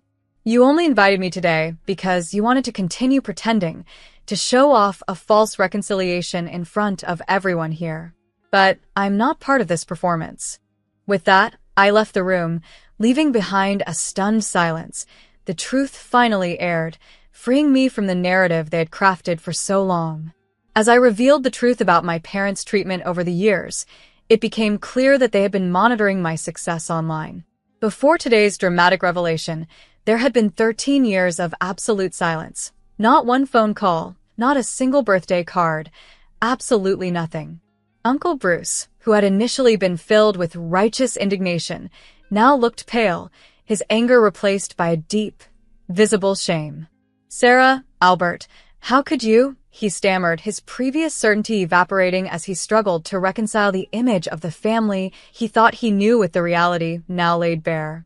Around the room, guests began to push back their chairs, the scraping noise creating a discordant symphony of disbelief and disapproval. Aunt Kelly couldn't even bear to look at my parents, muttering "you monsters" under her breath as she clutched her purse with trembling hands. "Cheryl, I'm so sorry," Uncle Bruce said, his voice breaking as he made his way to the door, a clear sign of his intention to leave. "I didn't know. I should have asked." One by one, others followed, their murmurs about cruel lies and disgraceful behavior floating back as they exited. The house quickly emptied, the door opening and closing with each departure, marking the end of their brief and uncomfortable presence. My parents and Amy were left sitting at the table, their faces twisted in rage as the facade of a perfect family finally shattered. "You ruined everything," my mother shrieked, her mascara beginning to run. "How dare you?" "We took you in," my father shouted, seemingly forgetting the very recording that had just played, exposing their true feelings. "You wanted me here," I replied calmly, smoothing my dress. "I just played your game. The only difference is I brought receipts." I walked out of their house for the last time, the sound of Amy's angry sobs echoing behind me as I walked down the path. Through my grandmother, I later learned that most relatives had cut ties with my parents. The truth had cost them more than just their reputation. It had isolated them. Today, my life is filled with friends who have chosen to be part of it, colleagues who respect me, and a peace that comes from finally exposing a painful lie. Sometimes, the best form of revenge isn't revenge at all. It's simply living well on your terms, finding success and happiness independently of those who never believed in you. This path, chosen and walked with integrity and resilience, has proven to be the most rewarding of all.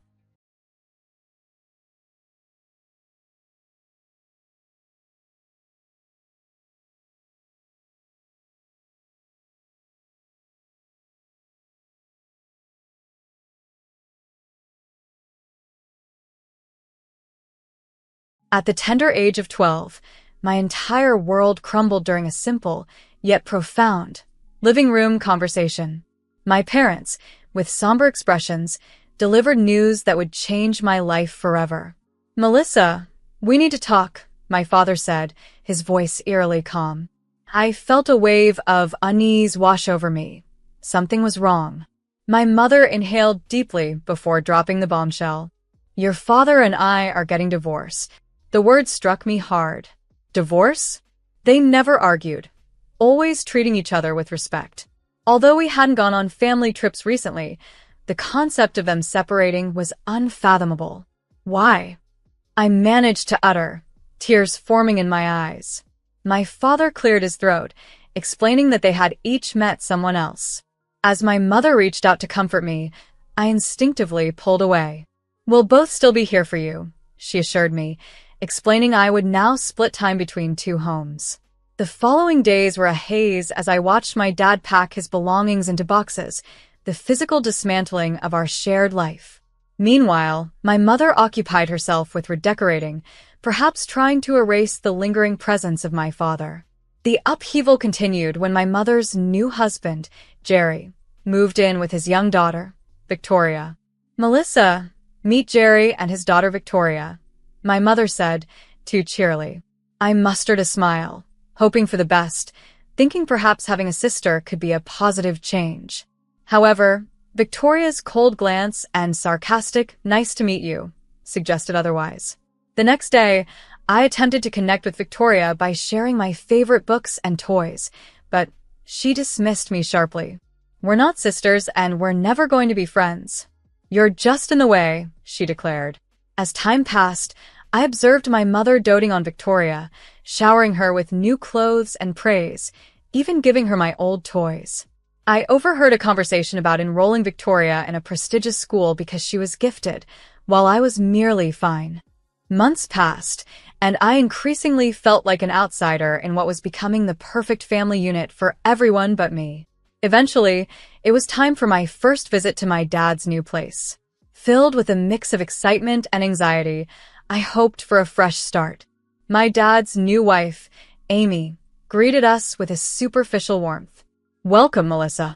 I hope you'll feel comfortable here," she said, as she showed me to a small room that smelled of incense and unfamiliar spices.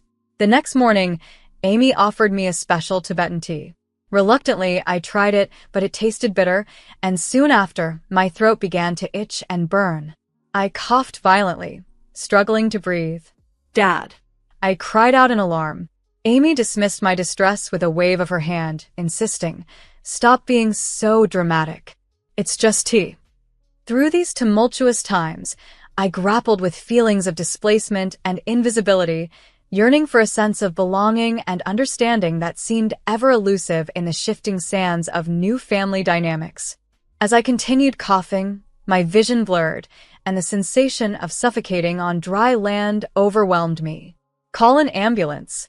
I heard my dad shouting from somewhere far away, his voice sounding distant and distorted. "She's faking it. Amy insisted stubbornly.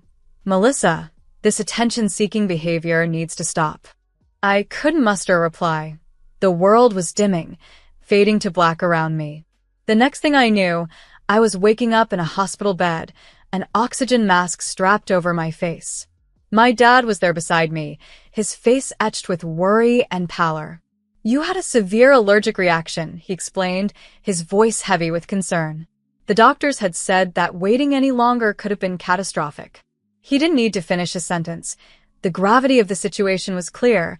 I could have died because Amy hadn't taken my distress seriously. After being discharged from the hospital, we returned to my dad's apartment, where Amy awaited us, her arms firmly crossed. "I think it's best if Melissa doesn't stay here anymore," she stated coldly, casting me as too much of a problem. I turned to my dad, hoping for some defense, but he remained silent, defeated. The ride back was painfully quiet. I waited for my dad to say something, anything to apologize or to promise that he would set things right. But he said nothing.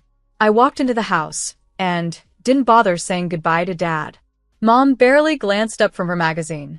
"You're back," she noted, almost annoyed. I retreated to my room without a word, closing the door behind me. I was alone, truly alone, and at a loss for how to mend the broken pieces of my life. The next few weeks at home were a blur of loneliness and confusion. Victoria continued her antagonism, breaking my things and blaming me. One day, she knocked over a vase, causing water and flowers to spill everywhere. "Mom, Jerry," she screamed, "Melissa broke your favorite vase." Before I could defend myself, Jerry charged in. "That's it, young lady," he growled at me. "Go to your room. No allowance this month to pay for the damage." I looked to my mom, silently pleading for her to see the truth, but she just shook her head, disappointment etched on her face. As I sat in my room, tears streaming down my face, I realized I needed an escape. That's when I thought of Grandma, my dad's mother. She lived alone, taught at the local college, and had always been a source of kindness. Perhaps she could help.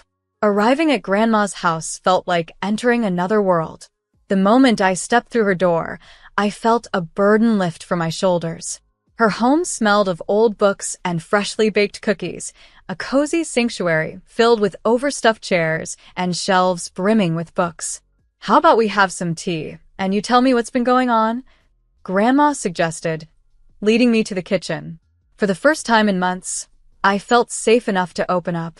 I poured out everything: the divorce, the new families, Dad's neglect, the frightening incident at his apartment. Grandma listened intently, her kind eyes never leaving my face. When I finished, she squeezed my hand gently. "Oh, Melissa, I'm so sorry you've been going through all this alone. You can come here whenever you need to. My door is always open to you." From that day on, Grandma's house became my sanctuary. I began spending more and more time there, helping her cook, working in her garden, and reading books from her vast collection. One evening, as we sat in her study, Grandma asked, "How are your grades, Melissa?" I shrugged. "Okay, I guess. Mom's more focused on Victoria's schoolwork these days." Grandma's expression hardened slightly. "Well, that won't do. How about I help you with your studies?" Her offer was a lifeline, extending not just academic help but a reaffirmation of her unwavering support. And so, our after-school tutoring sessions with Grandma began. She was an incredible teacher, bringing even the most mundane subjects to life with intriguing stories and real-world applications. As the weeks turned into months, I found myself spending more and more time at Grandma's house. Initially, it was just the weekends, but soon I was staying several nights a week. Before I knew it, I was practically living there full-time. Oddly enough, neither Mom nor Dad seemed to really notice my gradual shift in residence. When I occasionally went home, Mom would ask distractedly, "Oh, were you at your father's?" Meanwhile, on the rare occasions I saw Dad, he seemed to assume I'd been with Mom. It was during one of these extended stays at Grandma's that a significant issue arose. I returned from school one day to find Grandma looking unusually worried. "Melissa," she began, her tone serious, "there were some people from the guardianship service at your school today." My heart skipped a beat. What? Why? I asked, anxiety creeping into my voice. Grandma sighed deeply. Your teacher, Mrs. Lewis, visited your mother's house to discuss moving you to a class for gifted children. When she asked about your whereabouts, your mother said you were living with your father. Mrs. Lewis then called your father, who claimed you were with your mother. It became clear to her that neither of your parents actually knew where you were. I sank into a chair, feeling my legs weaken under the weight of the situation. What's going to happen now? I murmured. The guardianship service has allowed you to stay with me for now, Grandma explained. But they're going to file a lawsuit to determine your official place of residence. That night, as I lay in bed at Grandma's, I could hear her on the phone in the next room. Her voice was low and intense. She was advocating for me. For the first time in a long while, I realized someone was truly putting me first. The day of the court hearing was daunting. The courtroom was filled with polished wood and stern faces. Mom and Dad sat on opposite sides, neither willing to meet my eyes. It reminded me of my friend Jesse, whose parents had also divorced. They had fought fiercely over his custody, each desperate to have him. But here, it was the opposite. As the judge, a stern-looking woman with glasses, called the hearing to order, the atmosphere was tense. We are here today to determine the living arrangements for Melissa Wilson, she announced. What followed felt like a surreal nightmare. Instead of clamoring to keep me, my parents argued vehemently about who should not have to take me. She should live with her mother, Dad exclaimed, his face flushed with frustration. I've got a new family now. We don't have room for her. Mom stood up, her voice piercing and frantic. Oh no, you don't. I have a life too, you know. I can't be expected to take care of her full time. I sat there, stunned and heartbroken, as my parents debated who wanted me less. Tears welled up in my eyes, but I fought to hold them back, refusing to let them see how deeply they were hurting me. The judge's gavel came down hard, demanding order. She then turned to me, her expression softening slightly. Melissa, I'm very sorry you're going through this, she said. I nodded, unable to trust my voice. Just then, I heard a chair scrape back, and Grandma stood up. Her voice was clear and resolute as she addressed the court. Your Honor, she began, standing tall despite her age, if I may speak. The judge nodded, and Grandma continued. It's clear that neither of Melissa's parents are willing or able to provide her with the stable home she deserves. I am her grandmother, and I am more than willing to take full custody of her. She approached the bench, handing over a stack of documents. These papers show that I am financially stable. I am a professor at Westfield College with a respectable salary and substantial savings. More importantly, I can provide Melissa with the love and care she needs. Living with Grandma Helen was like being enveloped in a perpetual embrace of warmth and understanding. Our days followed a rhythm that brought comfort and stability to my life, a stark contrast to the turbulence of my previous years. Each morning, we'd tend to her garden, her hands skillfully nurturing the plants as she nurtured me with life lessons. In the afternoons, our kitchen table transformed into a study where history, mathematics, and literature were not just subjects, but adventures we embarked on together. Evenings were our time for baking, each batch of cookies infused with the rich sense of vanilla and love. With Grandma's guidance, I blossomed. My school performance soared, friendships blossomed, and the wounds inflicted by my parents' indifference began to heal. As time passed, the significance of their absence dulled, replaced by the contentment of my new life with Grandma. Before I knew it, years had passed, and it was time to don a cap and gown, a symbol of my academic journey's end, and the beginning of a new chapter. Standing amidst a sea of graduates, I felt a surge of gratitude for Grandma, whose unwavering support was my anchor. As my name was called, and I walked across the stage, Grandma's cheers pierced the crowd. That's my girl. Her pride was palpable, a beacon in the sea of faces. The void left by my parents' absence was noticeable, but no longer painful. I had grown beyond the need for their approval. After graduating with honors, I earned a scholarship to attend Westfield College, choosing to delve into the complexities of investment management. College life was a whirlwind of intellectual challenges and social engagements.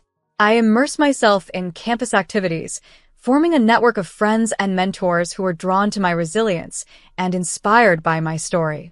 Grandma remained my cornerstone, her phone calls and care packages a constant reminder of her love.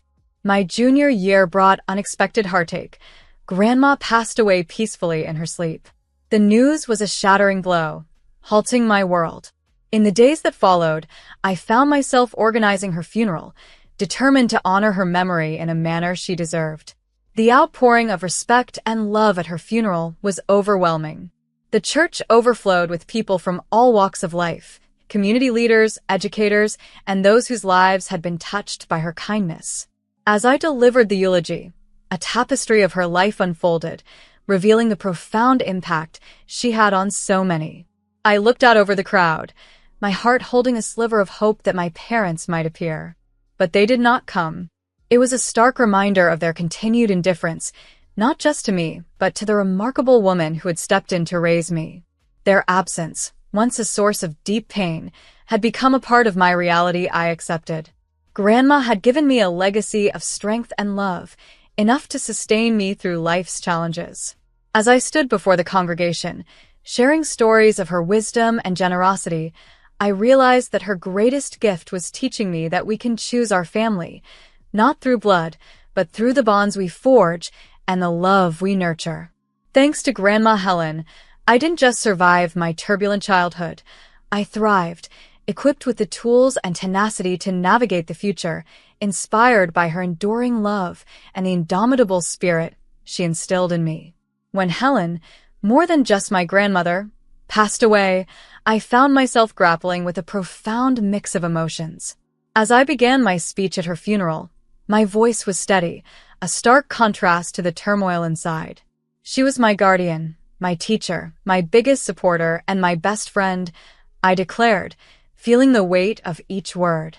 After the service, as a long line of mourners offered their condolences, the temptation to call out my parents for their glaring absence and years of neglect was overwhelming. However, looking around at the crowd of people touched by Grandma's kindness and wisdom, I realized something crucial. Their absence spoke volumes about them, not about us. 3 weeks after the funeral, I was summoned to the notary's office. My heart skipped as I entered, only to find my parents already there, seated on opposite sides of the room. They offered curt nods, their disinterest palpable, not even bothering to ask how I had been coping. The room was tense, filled with unspoken grievances as the notary, a balding man with kind eyes, began the meeting. "Shall we begin?" he asked, looking around. As he read from Grandma's will, the air seemed to thicken. "To my beloved granddaughter, Melissa Wilson, I leave my entire estate, including my house and all my savings, amounting to $2 million. Silence seized the room momentarily before chaos erupted. "What?" my father exclaimed, his face reddening with anger. "That's impossible. I'm her only son.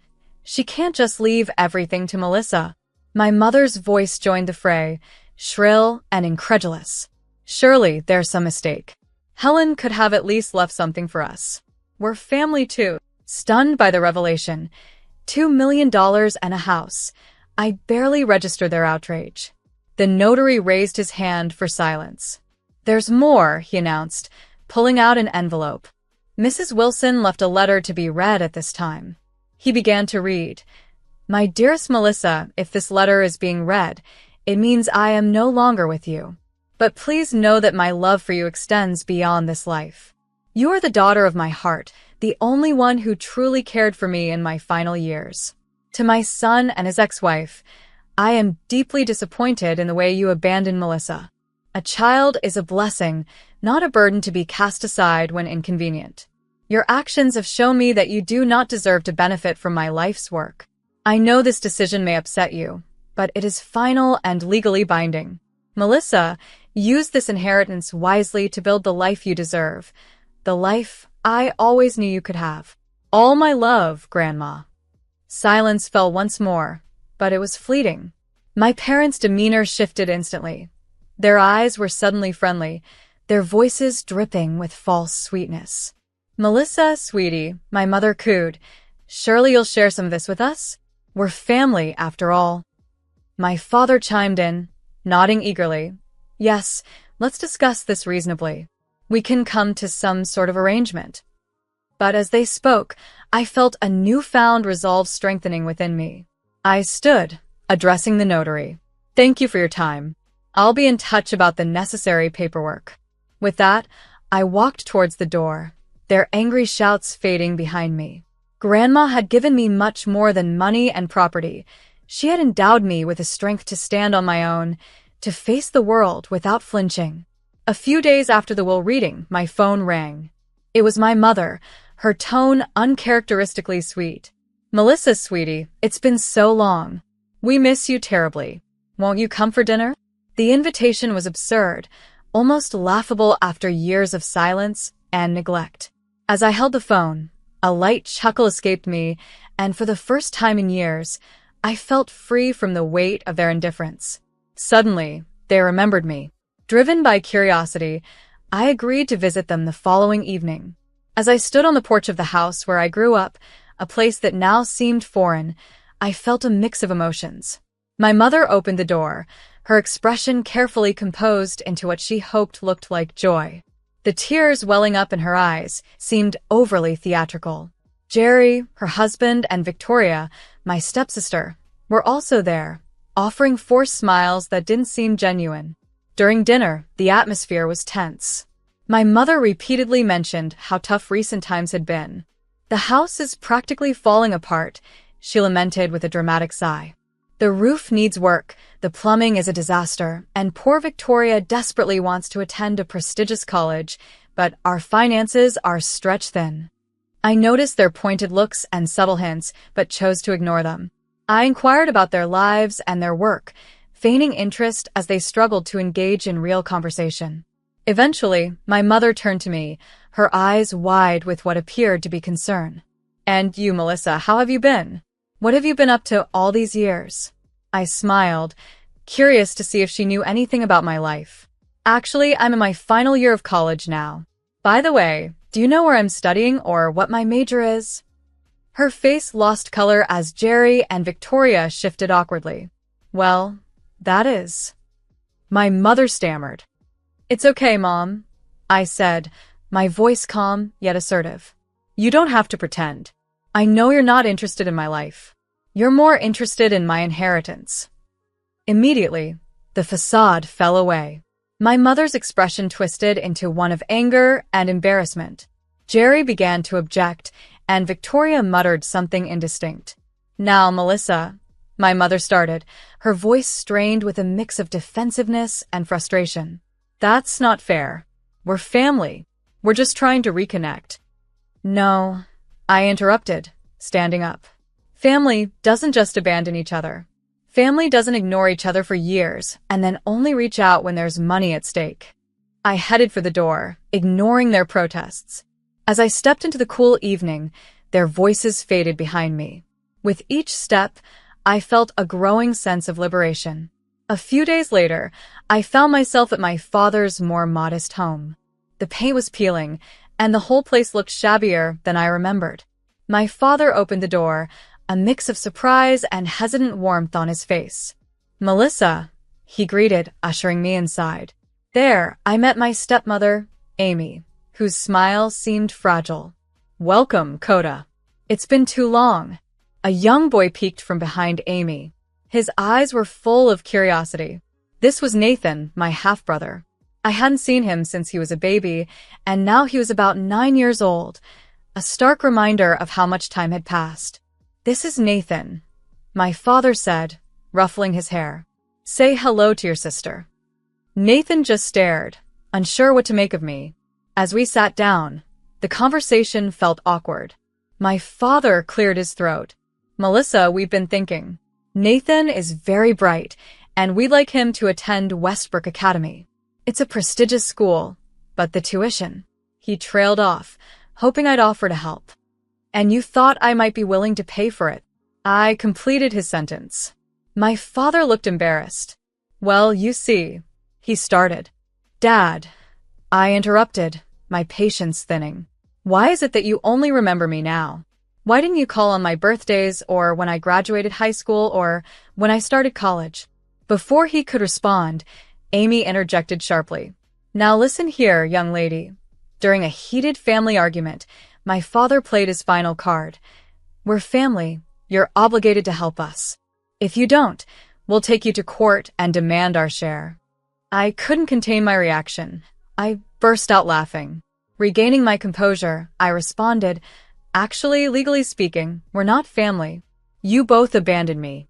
Grandma became my legal guardian, so you have no claim to anything. Their faces turned pale, quickly shifting to expressions of anger. My father tried to argue, but I was already walking out the door. As I left, I caught a glimpse of Nathan's face, his expression a mix of confusion and sadness. I felt a twinge of sympathy for him. He was just an innocent caught in the crossfire. Over the following days, my phone was inundated with calls and messages from both my parents. They oscillated between begging and threatening, trying to manipulate me into feeling guilty. My mother even sent a melodramatic message claiming they were on the brink of homelessness due to their debts. I ignored all their attempts. Instead, I focused on my upcoming college graduation and the future ahead of me. As I reviewed my bank statement, which reflected the inheritance from Grandma, I felt a deep sense of responsibility. This money was my chance to make a real difference, to build the life Grandma had envisioned for me. Yet, despite my focus on the future, thoughts of Nathan frequently drifted into my mind. He was just a child, unintentionally tangled in adult complications. While I had no plans to support my father or stepmother financially, I found myself pondering if there might be a way to assist Nathan directly down the line. For now, though, I needed to pave my path. As I sat at my desk, exploring investment opportunities and considering job prospects, I was filled with a surge of excitement. The world was open to me in a way it had never been before, and I was eager to explore the possibilities that awaited. This was my time to forge a new path, guided by the values and aspirations Grandma had instilled in me.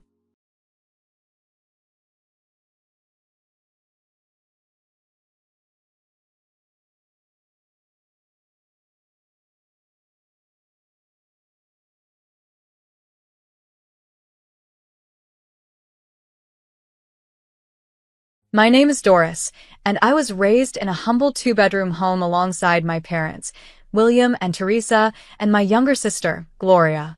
Our house was filled with love, though our financial circumstances were always a bit strained. My mother worked as a cashier at the neighborhood supermarket, and my father moved from one construction job to another, doing his best to make ends meet. I vividly remember my 18th birthday, not for a lavish celebration or dreams of a new car, like many of my peers, but because it was the day I started job hunting. I applied to every diner and cafe within a reasonable distance from our home. When I mentioned this to my parents, they hardly reacted. Mom acknowledged with a nod, expressing that any extra income would help, and Dad didn't even comment, taking it as a given that I should contribute financially. That very day, I landed a job at Jeffrey's, a local restaurant managed by Gregory, a stern yet just man who had been at the helm for 2 decades. You start tomorrow. Be here at 5 p.m. and don't be late, he instructed me shortly after the interview. Holding my first paycheck felt incredible, though the feeling was fleeting. My mother, practical as ever, was waiting to take most of it for bills the moment I walked through the door. She left me just enough to plead separately for some school supplies, making me feel guilty for wanting to keep a bit of my earnings. Gloria, only 11, quickly understood the new dynamics and exploited them. Buy me this, Doris, became her daily chant for candies, toys, or hair accessories. If I resisted, she would complain to our parents, who would then pressure me to acquiesce. My life became a whirlwind of school, work, and homework. I learned to multitask efficiently, balancing serving trays and homework, and keeping my grades decent enough to maintain my hopes for college. Despite the constant demands on my income, I secretly squirreled away whatever I could into a college fund, hidden in a coffee can in my closet. By my senior year, I was promoted to head waitress, and although I tried to keep my pay raise a secret, my family eventually found out. Immediately, my mother planned for home renovations, my father needed new tools, and Gloria's demands grew. It felt as though my earnings were communal property.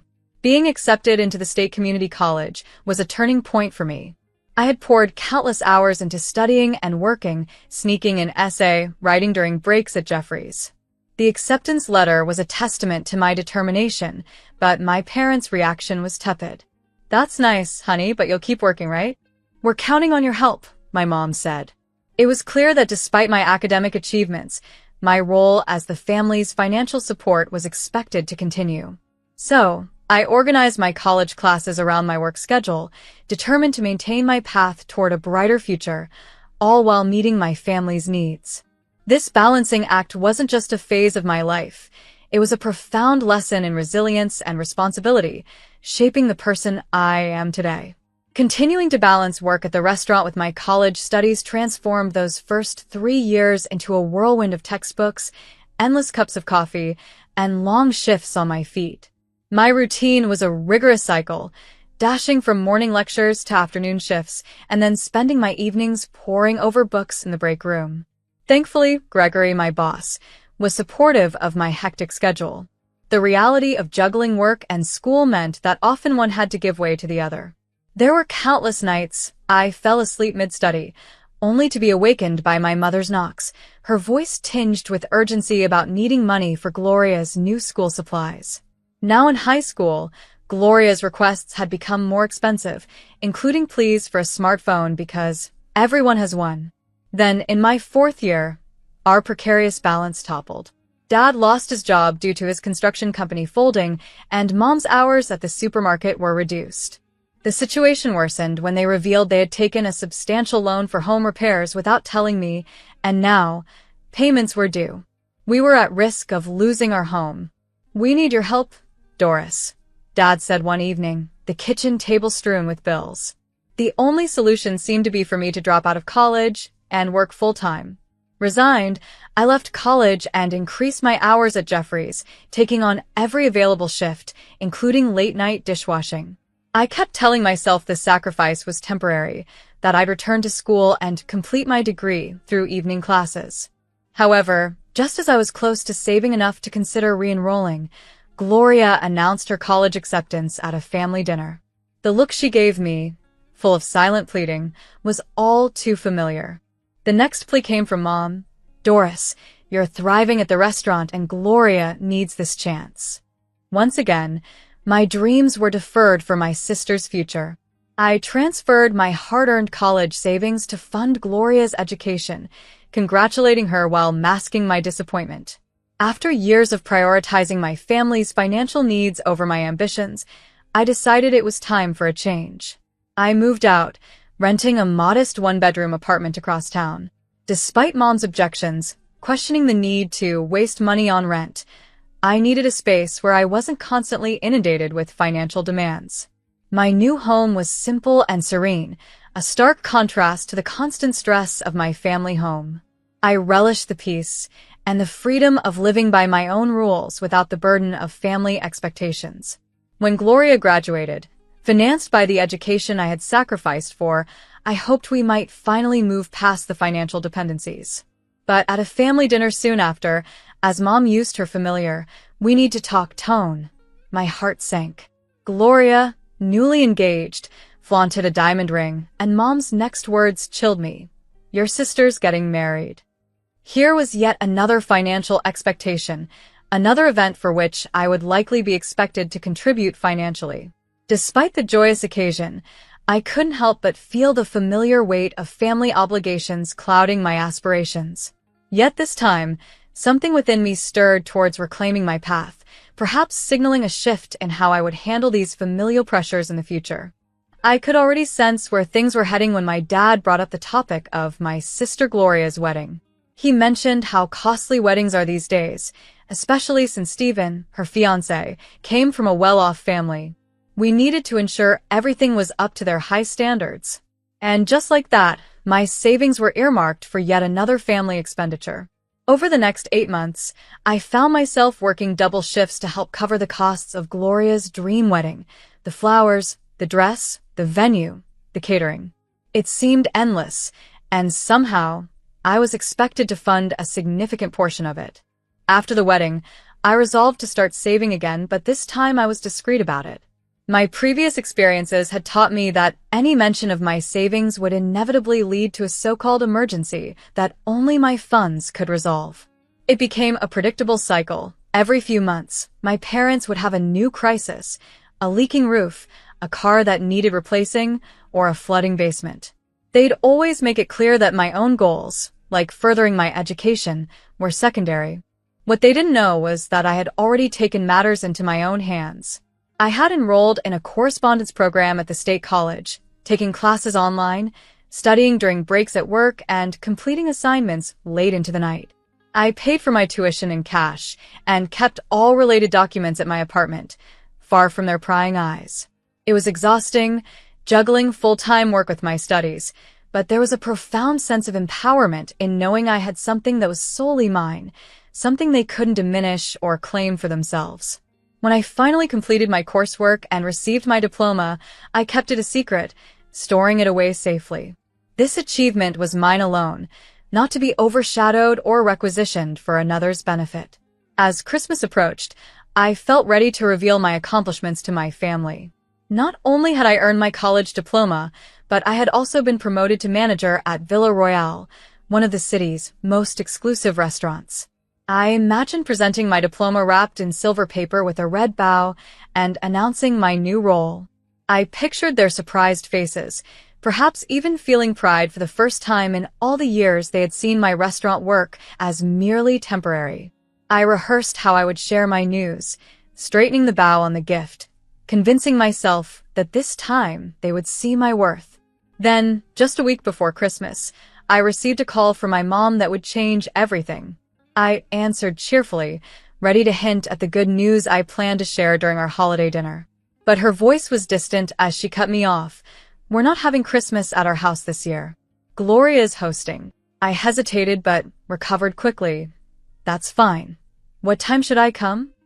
Her next words were unexpected and cold. "Actually, you don't need to come. It's just better if you don't come this year." Stunned, I barely managed to ask why, but she simply hung up. I stared at my phone in disbelief.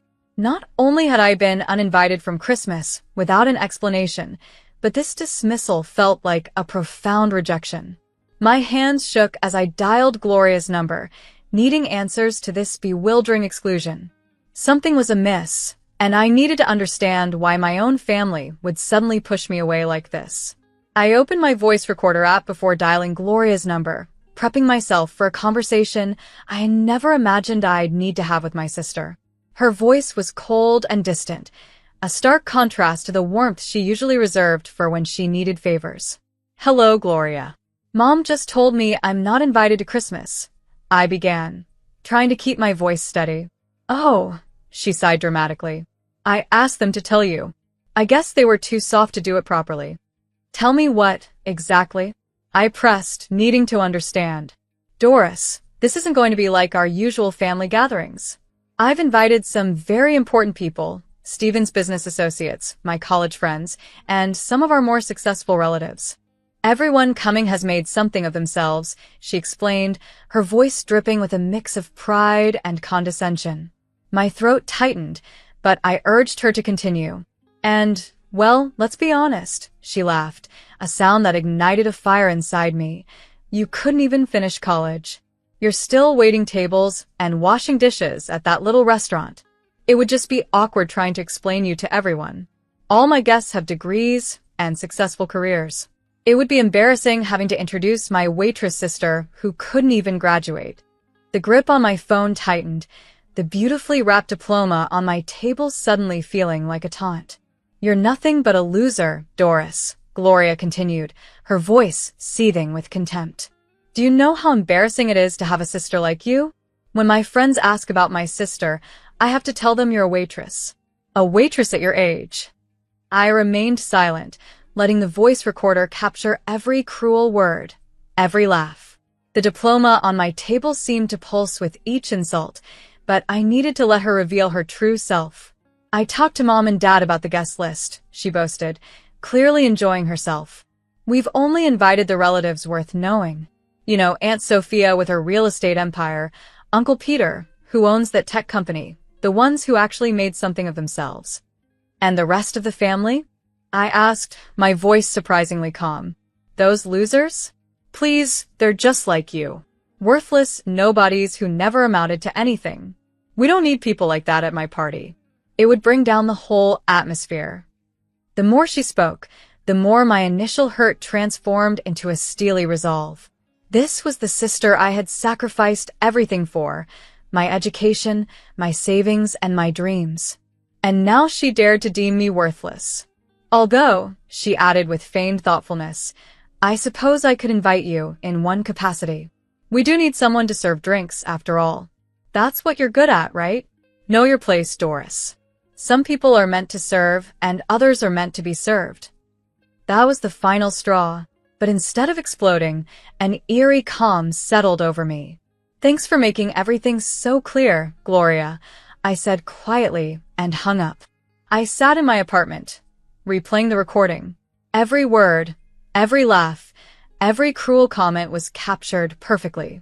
I stared at my diploma, and clarity washed over me. I decided to rewrap the diploma, making sure the box looked pristine. I dressed in my best outfit, the one I reserved for management meetings at Villa Royale, no longer just a waitress, but a manager of one of the most prestigious restaurants in the city, a fact Gloria was unaware of. As I drove to Gloria's house, I couldn't help but feel a mixture of anticipation and resolve. This Christmas, I was going to reveal my true success, not as her inferior, but as her equal, if not more. As I pulled up to Gloria's house, the street was indeed lined with luxury cars. Mercedes, BMWs, and even a couple of Porsches dotted the driveway, signaling that Gloria hadn't exaggerated about the exclusivity of her guest list. My heart pounded as I approached her front door, each step deliberate and steady. Through the frosted glass, I could see the silhouettes of guests moving gracefully to the sound of classical Christmas music. I took a deep breath and rang the doorbell. Gloria answered, champagne in hand, clad in a designer dress that looked as though it cost a fortune. Her face twisted into a mixture of shock and displeasure upon seeing me. "What are you doing here?" she hissed, attempting to block the doorway. "Get out. This is a private party." "A private party?" I echoed, raising my voice just enough to draw the attention of a few nearby guests. "Is that any way to treat your sister on Christmas?" Heads began to turn towards us. I noticed our parents across the room, their expressions frozen in shock. Gloria's husband, Stephen, looked on from near the fireplace, a look of confusion spreading across his face. "Everyone," I announced, stepping past Gloria into the foyer. My voice carried clearly across the room. "I'm Doris, Gloria's sister, the one she didn't want to invite because I wasn't worthy enough to be here." The room fell silent. Gloria's face flushed a deep red, then paled. "Doris, please," she whispered urgently. "Oh, but I brought gifts," I said cheerfully, holding up a beautifully wrapped box. "After all, isn't that what family does? We support each other, help each other, and yes, sacrifice for each other." I walked confidently to the center of the room, where a massive Christmas tree stood. You see, my sister was concerned that I wouldn't fit in with all you successful people. She was worried about having to explain her embarrassing sister who, in her words, couldn't even finish college. I slowly opened the gift box, savoring the moment. "But the funny thing about assumptions," I said, pulling out my diploma and holding it high, "they're often wrong." Gloria's expression was one of utter disbelief. Even our mother gasped, and my father's mouth hung open. "Not only did I graduate," I continued, "but I'm also the general manager at Villa Royale." A murmur rippled through the crowd. Villa Royale was a name well recognized. It was a place in the city, frequented by celebrities and requiring connections just to get a reservation. "But wait," I said, reaching into my purse. "That's not the only gift I brought. You see, my dear sister had quite a lot to say about this party and all of you lovely people. Fortunately, I recorded every word."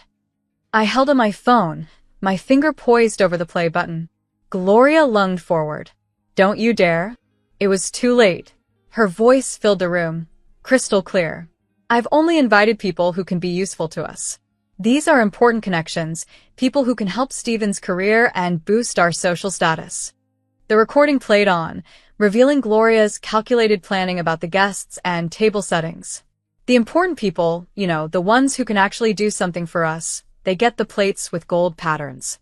I spent a fortune on those." Her recorded laugh echoed ominously.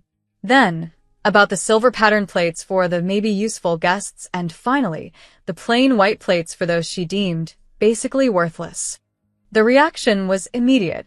Guests began to glance down at their plates and then at others, the atmosphere shifting palpably as Gloria's scheme was laid bare. The festive gathering was quickly unraveling, revealing the superficial and calculated nature of what had been masquerading as a warm holiday party.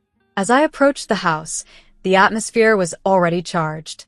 The driveway and the street were lined with luxury cars, a testament to the carefully curated guest list Gloria had put together. Stepping up to the grand entrance, my heart thumped with a mixture of dread and resolve. The door swung open to reveal Gloria, champagne in hand, draped in an opulent designer gown that likely cost more than what I spent on rent each month. Her face twisted into shock and irritation upon seeing me. "What are you doing here?" she hissed, blocking the doorway. "Get out. This is a private party." "A private party?" I responded louder, ensuring my voice carried over to the guests milling about nearby. "Is that any way to treat your sister on Christmas?" Heads turned, including our parents, who looked mortified, holding their plates, plain white ones. Confusion shifted to realization, and then to anger across the faces of the guests. Gloria's husband, Steven, strode over to the table, inspecting the plates, his face reddening as he confirmed that even his parents were marked as worthless, with their plain white plates. "Gloria, what the hell is this?" Steven demanded, frustration evident in his voice. Gloria was flustered, caught in the center of the rapidly escalating tension. "I can explain. It's not what you think," she stammered, but her recorded words from earlier betrayed her. The party descended into chaos. Aunt Sophia, despite her gold pattern plate, was the first to react, slamming her plate down. "So this is what we are to you? A ranking system? Networking opportunities?" She was furious, grabbing her coat as she spoke. "I've never been so insulted in my life." Guests began leaving in droves, some dropping their plates in disgust, others discarding their carefully chosen gifts. Accusations flew, and the room filled with the sounds of departure and discontent. Steven's parents, without saying a word to their daughter-in-law, left with dignity, despite the insult of their white plates. Steven followed them, visibly shaken and unable to look at Gloria. Gloria's mother finally found her voice. "Gloria, how could you?" she began, but then faltered, tears welling up in her eyes. Her father simply stood there, silent, staring at his white plate as if seeing it for the first time. I didn't need to add anything more. The scene spoke for itself. "Merry Christmas, everyone," I said quietly and made my exit. Once home, I took a step further. I uploaded the recording to my social media page, tagging all our relatives, and captioned it, "Here's why some of you weren't invited to Gloria's Christmas party. Apparently, you're not important enough." The fallout was immediate and vast. Comments poured in from shocked family members expressing their disbelief and disappointment. "I can't believe this after we helped pay for her wedding," Aunt Emma commented. "So, this is what little Gloria thinks of her family? Disgusting," Uncle William added. Cousin Rachel chimed in, "Now we know why we weren't worthy of an invitation.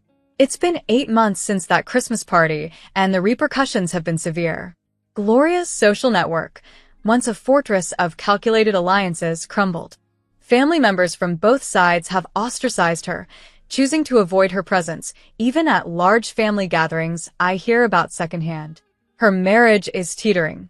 Steven moved out after 4 months, still incensed by the insult to his parents. "White plates," he reportedly cited during their arguments. "You gave my parents white plates and my boss gold ones." Who does that? They are in marriage counseling now, but Steven's parents still refuse to speak with Gloria.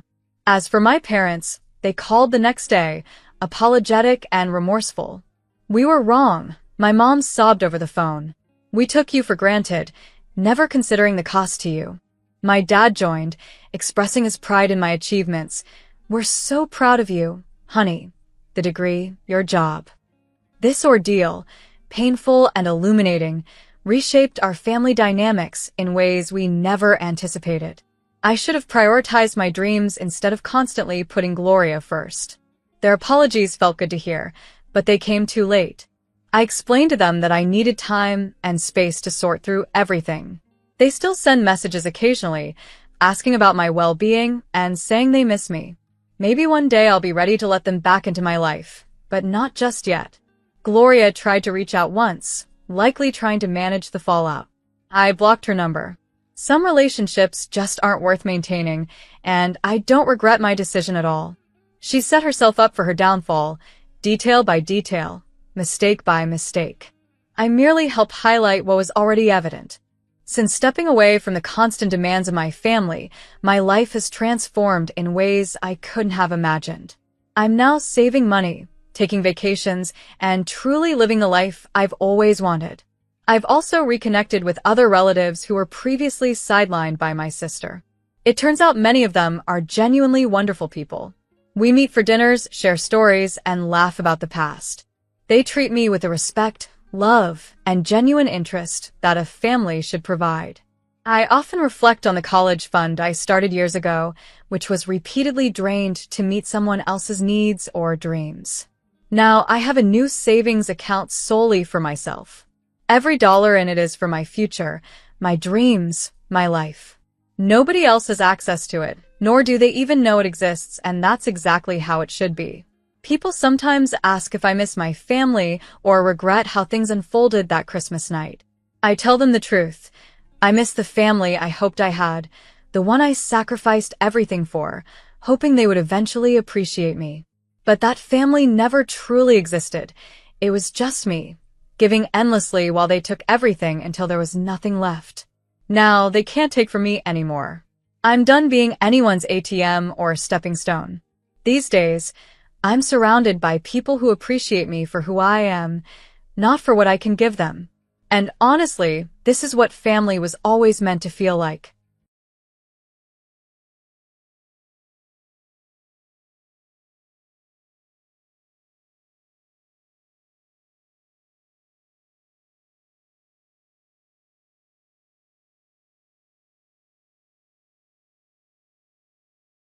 I never thought I'd be the kind of person writing about family drama on the internet. But here I am, shaking as I type this. Funny how life works. 1 minute you're transferring your life savings to help someone you love, and the next, you're blocked on every social media platform they have. My name is Yolanda, and I just spent $48,317.68 funding my sister's IVF journey. Every penny I had, plus some I didn't. You're the only one I can trust, Amelia had sobbed into my shoulder 6 months ago, mascara staining my white blouse. Clay left me right before the final round. Who does that? I held her that night as she fell apart in my living room, surrounded by half-empty wine glasses and crumpled tissues. Her husband had packed his bags and disappeared, leaving nothing but a note about needing space and reconsidering parenthood. I'll help you, I promised, stroking her hair. Whatever you need. The next morning, we met with her fertility specialist, Dr. Patterson. I'll never forget how Amelia's hands trembled as she explained her situation. Without your husband's insurance, Dr. Patterson started. I'll cover it, I interrupted. All of it. Amelia's head snapped up. Yolanda, no. That's too much. It's not. I pulled out my checkbook. How much for the next round? That became our routine. Every appointment, every procedure, every medication, I wrote the checks. I liquidated my investment portfolio, took out a personal loan, even sold my car for a cheaper model. Mia, my best friend, thought I was crazy. You need to protect yourself, she warned over coffee. Get everything in writing. I laughed it off. She's my sister Mia. We don't need paperwork. But Mia insisted, and thank God she did. She drew up loan documents, payment schedules, everything. Amelia signed them without hesitation, too focused on the treatments to care. Once I'm working again, I'll pay you back every cent, she promised, hugging me after each signing. You're going to be the best aunt ever. The day we got the positive pregnancy test, Amelia screamed so loud the nurse dropped her clipboard. We jumped up and down in that sterile office like teenagers, crying and laughing. I couldn't have done this without you, Amelia whispered, clutching my hands. You're going to be there for everything. First ultrasound, gender reveal, birth, everything. That night, we stayed up late on my couch, planning nursery themes and scrolling through baby names. Amelia even suggested using my middle name as the baby's middle name. It felt perfect. Like everything I'd sacrificed had led to this moment. 3 days later, my text started going unanswered. Amelia? I called her on day 4. Straight to voicemail. By day 5, I noticed she'd unfriended me on Facebook, then Instagram, then everything. She's probably just overwhelmed, Mom said when I called her, but something in her voice seemed off. Give her space, Yolanda. This is a delicate time. I drove to Amelia's apartment that evening. Her car was there, lights on inside. I knocked. No answer. I could hear movement, voices. Amelia, please, just talk to me. The curtain twitched. I saw her silhouette, then nothing. My phone buzzed, a text from Mom. Stop harassing your sister. She told us everything. Everything? What everything? Another buzz. We know you're trying to take over her pregnancy. She needs peace right now. Leave her alone. I stood there in the growing darkness, staring at my phone as reality hit me. Amelia had spun some story, turned me into the villain, and our parents, like always, believed her without question. My phone buzzed one final time.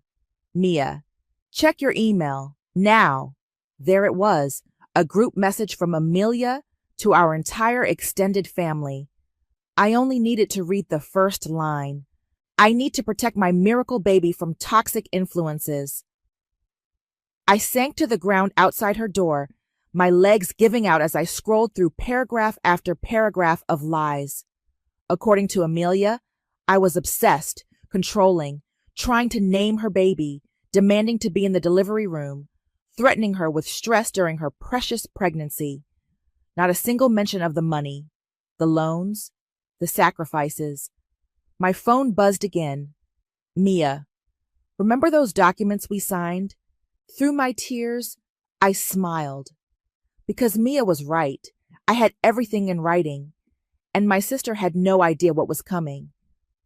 The morning after discovering Amelia's email, my parents called for a family meeting. I knew exactly what was coming. I'd seen this pattern my entire life. Amelia creates chaos. Everyone rushes to protect her, and I'm somehow painted as the bad guy. I pulled into their driveway, gripping my steering wheel until my knuckles turned white. Dad was already waiting on the porch, arms crossed. Your mother's upset, he said as I approached. No hello, no how are you. We need to fix this. The living room felt smaller than usual. Mom sat in her favorite armchair, dabbing her eyes with a tissue. Amelia wasn't there, of course. She never had to face these confrontations in person. Sit down, Yolanda. Mom gestured to the couch. We need to discuss your behavior. I almost laughed. My behavior? Amelia called me crying last night. Mom's voice cracked. She said you're demanding to name her baby, that you're redecorating her nursery without permission, that you're telling everyone you'll be the baby's second mother. None of that is true, I said quietly. None of it. Dad shifted uncomfortably. She showed us the texts. What texts? The ones where you threatened to take her to court if she didn't let you be in the delivery room. This time I did laugh, pulling out my phone. Show me these texts. Right now. Mom looked away. She deleted them. She was too upset to keep seeing them. How convenient. I opened my message thread with Amelia. Here's our actual last conversation. 3 days ago, I asked if she wanted to grab lunch. She never responded. Before that, we were discussing nursery colors. That's it. You're making her pregnancy all about you, Mom suddenly burst out. This is her miracle baby, her moment. Why can't you just be happy for her? The words hit like a slap. I stood up, hands shaking. Happy for her? I made this happen for her. I paid for everything. She said you offered, Dad interjected. She said it was a gift. My phone buzzed. Mia was calling. I put her on speaker. You're with them? She asked. Yes. Perfect timing. I just emailed you the scanned copies of everything. Share them now. Mom's face tightened. What copies? I pulled out my iPad, opening my email. Every loan document, every payment record, every single dollar I spent making Amelia's miracle possible. Loans? Dad's voice wavered. What loans? I turned the screen toward them. $48,317.68. All documented, all signed by Amelia, all legally binding. The color drained from Mom's face as she scrolled through the PDFs. Payment schedules, repayment terms, Amelia's signature on every page. These could be fake, she whispered. Mia's voice crackled through the speaker. I'm a lawyer, Mrs. Mitchell. I personally notarized every document. Would you like me to share the video recordings of the signings? Silence filled the room. Dad sat heavily on the couch. Why didn't Amelia tell us? He muttered. Because she never intended to pay me back, I said, my voice breaking. She got what she wanted, and now she's trying to push me out completely. Mom started crying again, but this time there was anger in her tears. You're going to sue your pregnant sister? Your own blood? I haven't decided what I'm going to do, I replied, gathering my things, but I want you both to think about something. While you're sitting here accusing me of being jealous and toxic, your precious Amelia is the one spreading lies, the one hiding truth, the one who took everything I had and threw me away. She's pregnant, Mom pleaded. She's emotional, hormonal. Stop making excuses for her, I shouted, finally snapping. For once in your lives, stop protecting her from consequences. My phone buzzed again. A text from an unknown number. Your sister is devastated. How dare you show those private documents to your parents? You've ruined everything. I recognized Joanna's number, our family friend and Amelia's closest confidant. Of course, Amelia was already spinning this. I have to go, I said, heading for the door. But remember, I have proof of everything, every single thing. Dad called after me. Yolanda, wait. We can figure this out. I turned back one last time. No, Dad. I'm done figuring things out for Amelia. She wanted me gone? Fine. But she's about to learn that actions have consequences.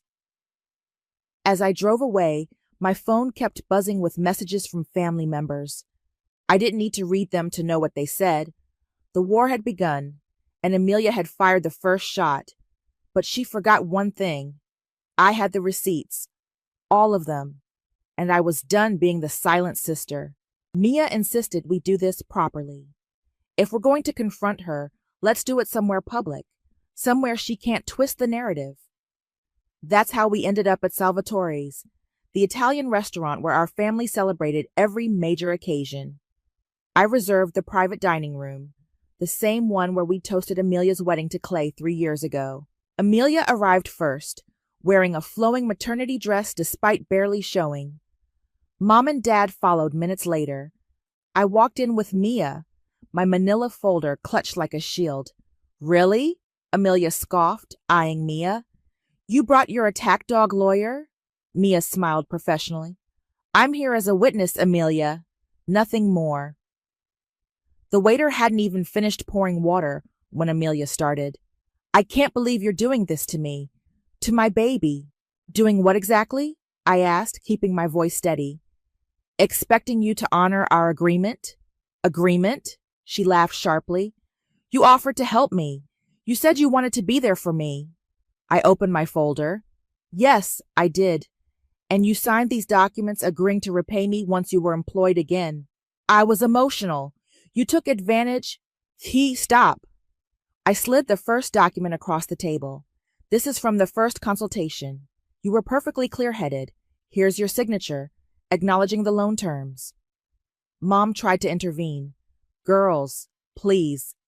And this, I continued, sliding another paper forward, is from 3 weeks later. Another clear acknowledgement of debt. And this one? The day before your successful implantation. Amelia's face flushed. Those were just formalities. You're my sister. Exactly. I'm your sister, who emptied her savings, sold her car, and took out personal loans to help you. And how did you repay me? By blocking me everywhere and spreading lies. You told everyone I was trying to steal your baby's name, that I was redecorating your nursery without permission, that I was threatening you. Dad cleared his throat. Amelia, is that true? Did you make those things up? Her lower lip trembled. Right on cue, the tears started. You don't understand. She was being so controlling, always there, always hovering. Because I cared, my voice cracked, because I sacrificed everything to help you. Mia quietly placed another document on the table. This is the total amount, $48,317.68. According to the signed agreements, repayment was to begin within 90 days of successful pregnancy confirmation. I'm not working, Amelia protested. I can't possibly. You started a mommy blog last week, I cut in. Already got 3 sponsorship deals. I saw the post before you blocked me. The color drained from her face. Plus, I continued, that new boyfriend of yours, Brody, he moved in pretty quick after Clay left. Funny how you could afford that nursery renovation right after he arrived, Mom gasped. You're renovating already? Amelia's tears dried instantly. You've been stalking me? Joanna talks a lot, I shrugged, especially after 2 glasses of wine. This is harassment. She stood up, hands protectively over her barely there bump. I won't sit here and let you stress out my miracle baby. Sit down, Mia said firmly, or the next conversation will be with the process server. Amelia slowly sank back into her chair. Here's what's going to happen, I said, pulling out one final document. You have 90 days to begin repayment. As originally agreed, $500 monthly minimum. Otherwise, we proceed with legal action.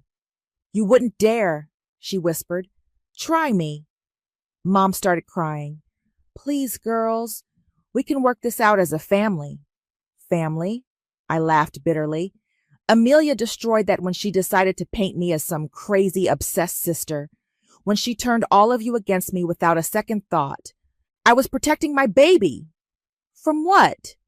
From the person who made its existence possible? The silence that followed was deafening. Dad stared at his plate.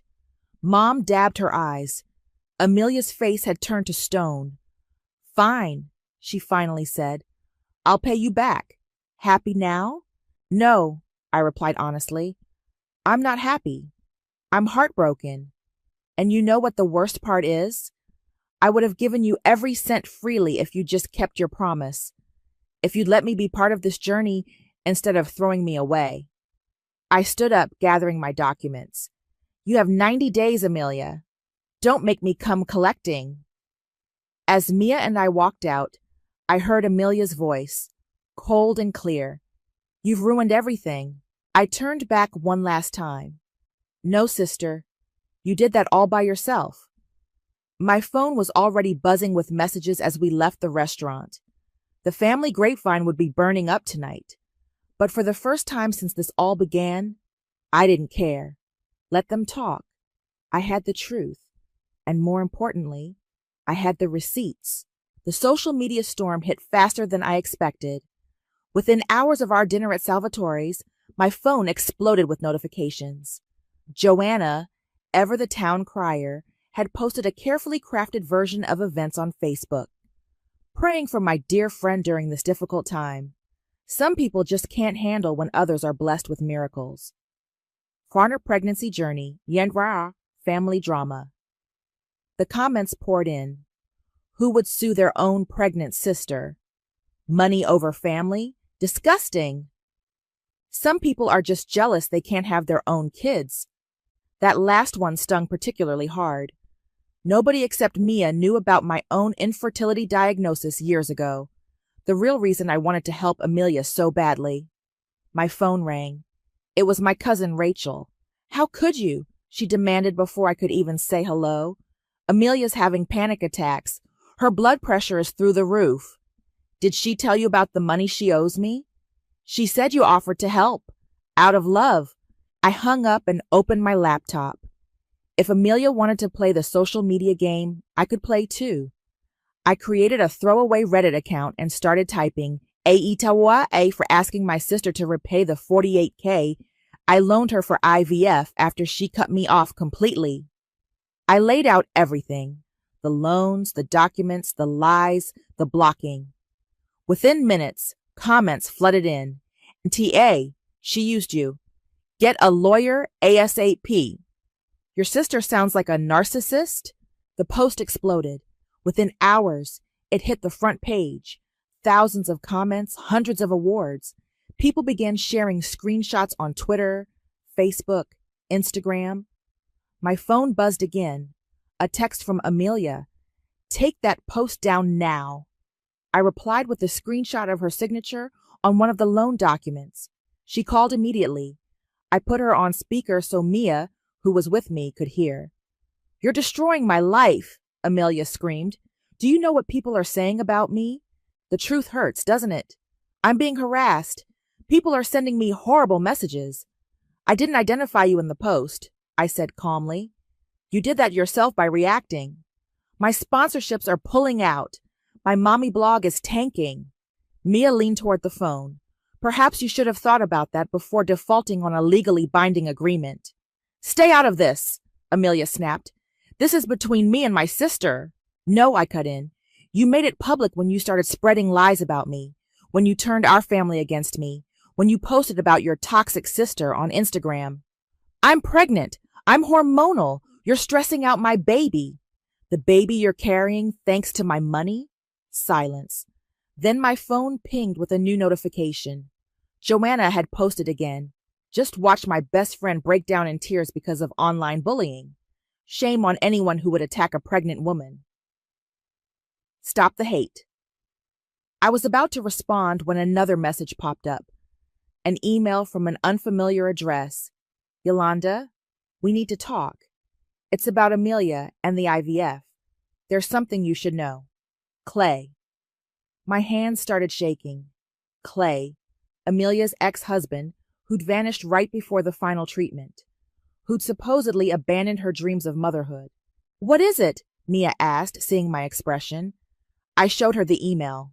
Reply, she said immediately. This could change everything. I typed back a quick response. When and where? His reply came within minutes. Tomorrow, noon. The coffee shop on 5th. There's more to this story than you know. My phone was still blowing up with family messages. Aunt Susan calling me heartless. Uncle Rob demanding I fix this mess. Cousins choosing sides. Mom sending guilt-trip texts about family loyalty. But none of that mattered now. Because Clay knew something. Something big enough to make him break his months-long silence. I turned to Mia. Want to meet my ex-brother-in-law for coffee tomorrow? She grinned. Wouldn't miss it for the world. My phone pinged one final time. A DM from Brody, Amelia's new boyfriend. You have no idea what you've started. Back off now, or else. I screenshot it and sent it to Mia. Add witness intimidation to the legal file, I said quietly. The social media war could rage on. Let Amelia play victim. Let Joanna spread her poison. Let the family choose sides. Because tomorrow at noon, I had a feeling the real truth would finally come out. And something told me Amelia wouldn't be able to spin her way out of this one. Clay looked exactly the same as he had 6 months ago. Tall, tired, and carrying the weight of something heavy on his shoulders. He was already waiting when Mia and I arrived at the coffee shop, 2 manila folders sitting on the table in front of him. "Thanks for meeting me," he said, standing to greet us. "You must be Mia?" "The lawyer," she confirmed, shaking his hand. "Should I have brought my recorder?" "Actually, yes." He gestured to the folders. "You're going to want to document this." The barista had barely set down our coffees when Clay opened the first folder. "Amelia never told me she was continuing the IVF," he said quietly. "I found out yesterday when my lawyer was doing routine checks on our joint accounts from the separation." I frowned. "But you left her right before the final treatment." He laughed bitterly. "Is that what she told you? I left because I caught her stealing money from my parents' retirement account. She'd already drained $30,000 for previous IVF rounds without telling me." My hands started shaking. "What?" "We agreed to stop treatments, take a break, work on our marriage. Then I discovered the theft, confronted her, and he swallowed hard. She said she'd tell everyone I'd been abusing her if I didn't let her continue." Mia was already recording. "Do you have proof of these allegations?" He opened the second folder. Bank statements, text messages, and this, the fertility clinic's records showing she used our stored embryos without my consent. My coffee went cold as he laid out the evidence. Screenshots of Amelia's threats, bank records showing the theft, and most damning, paperwork from the clinic with Clay's forged signature authorizing the use of their frozen embryos. "She committed fraud," Mia said flatly. "Multiple counts." "The baby she's carrying," Clay's voice cracked. "That's technically my child, too. Those were my embryos. She had no right." I felt the room spinning. "Does she know you know?" "Not yet. My lawyer is filing papers tomorrow. We're seeking emergency intervention, either shared custody or—" He hesitated. "Or what?" "Or termination of the pregnancy, given the fraudulent conception." The words hung heavy in the air. Mia was furiously taking notes. "There's more," Clay continued. "That new boyfriend of hers, Brody, he's got warrants in 3 states for financial fraud, specifically targeting pregnant women." My phone buzzed. A text from Mom. "Amelia's in the hospital. Stress-induced complications. I hope you're happy." I showed it to Clay. "Classic Amelia," he sighed. "When backed into a corner, she always finds a way to be the victim." "She used me," I whispered. "Just like she used you. Like she's probably letting Brody use her now." "The money you gave her," Clay leaned forward. "How much exactly?" I told him. He nodded grimly. "Add your claim to my lawsuit. We can prove pattern of behavior. Financial exploitation, emotional manipulation." My phone buzzed again. "Joanna, Amelia's baby is in distress because of you. They're monitoring her overnight." "Don't respond," Mia advised. "Let her dig her hole deeper." Clay pulled out one final document. "There's something else you should know. The timing of when she used our embryos, it overlaps with when Brody moved in. Meaning she's letting him believe he's the father. He's been posting about his baby online. That's fraud too." Just then, my phone lit up with a call from Amelia herself. I put it on speaker. "The hospital wants my complete medical history," she said, her voice small, including how the baby was conceived. "Interesting timing," I replied coldly. "Yolanda, please, I can explain everything." "To me?" I cut in. "Or to Clay." Silence. Then, "What?" "He's sitting right here, Amelia, with proof you stole his embryos, forged his signature, committed fraud." The sound of something dropping. Muffled voices in the background. "You don't understand," she whispered. I needed. "Save it for the judge," Clay said loudly enough for her to hear. She hung up. Within minutes, my phone exploded with notifications. Amelia had gone live on Instagram from her hospital bed, crying about being attacked during her high-risk pregnancy. "Let her perform," Mia said, gathering the documents. The truth is going to hit harder than any social media sympathy campaign. As we left the coffee shop, Clay touched my arm. "I'm sorry," he said. "I should have warned you about her years ago, about what she's capable of. I thought about all the money, the lies, the manipulation." "No," I replied. "She needed to show me herself. And now everyone else will see it too." My phone buzzed one last time. A text from Brody to Clay, accidentally sent to me instead. "Back off or the baby disappears. Your choice." Clay smiled grimly when I showed him. And there's our final piece of evidence. The game was changing. Amelia's house of cards was about to collapse, and I had a front row seat to watch it fall. The hospital waiting room felt like a battlefield. Mom and Dad sat huddled in one corner, while Brody paced aggressively near the vending machines. Clay and I occupied the opposite side, with Mia standing guard like a sentinel. "She's asking for you," Dad said quietly, looking at me. "The doctor said her blood pressure won't stabilize until she calms down." "Convenient," I muttered. Brody stopped pacing. "Listen, you need to drop this lawsuit nonsense. Look what it's doing to her." "Funny," Clay spoke up.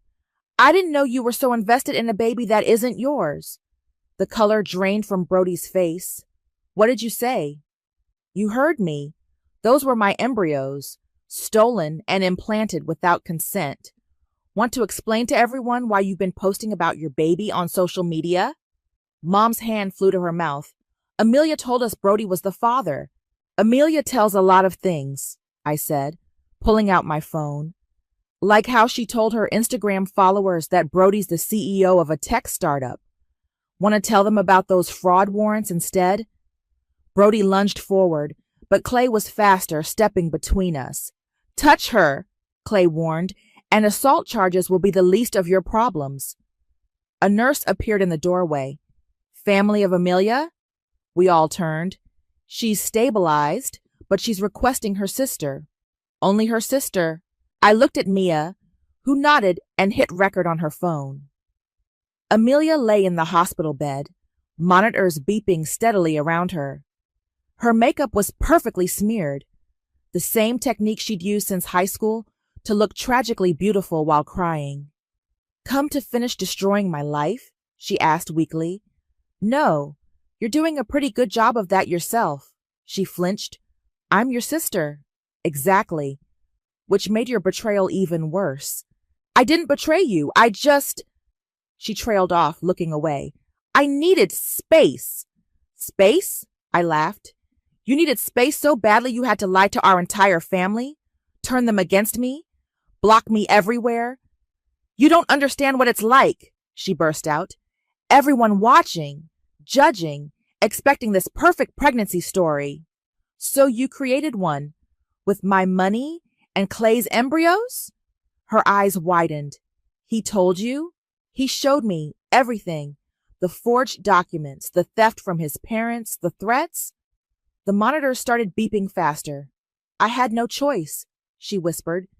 "The treatments weren't working. Clay wanted to stop, but I saw those embryos just sitting there. You had every choice. You chose to steal, to lie, to manipulate everyone around you." "And what about Brody?" I continued. "How long before he empties your accounts and disappears?" She grabbed my arm. "Don't tell him about the embryos. Please. He thinks he's the father. Like you let Clay's parents think they were going to be grandparents while you stole their retirement." Tears rolled down her cheeks. "I'll pay you back. I promise. Just drop everything. Please. It's too late.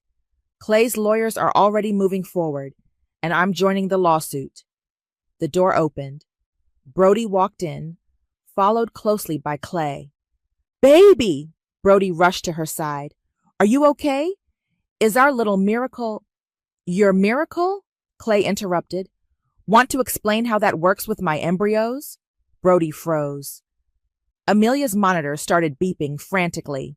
"Everyone out!" A nurse rushed in. "Her blood pressure is spiking." In the hallway, Brody grabbed his jacket. "I need some air." "Running already?" I called after him. Before or after you clean out her bank accounts? He practically sprinted to the elevator. Mom appeared looking shell-shocked. The doctors want to keep her overnight. For observation. Good, Clay said. She can get served with the papers first thing tomorrow. Please, Mom begged. She's still carrying a baby. Your baby. A baby she stole, he corrected. After stealing from my family? Dad joined us, looking older than I'd ever seen him. How did we not see this coming? Because you never wanted to see it, I answered. You always believed her stories, her excuses, her lies. My phone buzzed. A text from Mia. Private investigator confirmed it. Brody's cleaned out 3 of Amelia's accounts already. I showed it to my parents. Mom sank into a chair. What have we done? What has she done? She's done exactly what she's always done, I said quietly. Used people until they had nothing left to give. Only this time, she's not getting away with it. Through the hospital room window, I could see Amelia crying into her hands. For the first time in my life, I felt nothing. No guilt, no sympathy, no obligation to fix her mess. She'd made her choices. Now she had to live with them. The baby shower invitation arrived 3 weeks after the hospital incident. Pink and gold with flowing script. Join us in celebrating Amelia's miracle. I stared at it for a full minute before bursting into laughter. She can't be serious, Mia said, reading over my shoulder. After everything? My phone buzzed with a text from Mom. Please come. She wants to make things right. Before I could respond, another invitation arrived, this time by email. A disinvitation. Due to the high-risk nature of my pregnancy and recent stress-induced complications, I must limit attendance to positive, supporting individuals only. I forwarded it to Clay's lawyer. The shower was scheduled for Saturday at the country club. I didn't plan to go, but I did send a gift, a beautifully wrapped frame containing copies of every loan document, with a note. Since you're celebrating miracles, here's how this one happened. That morning, my Reddit post mysteriously resurfaced, gaining traction again. Someone had connected it to Amelia's mommy blog and her perfectly curated Instagram pregnancy journey. The internet did what it does best. It dug. Your sister's trending, Mia announced, scrolling through her phone. People found her old posts about Brody being the father. They're comparing dates with Clay's lawsuit details.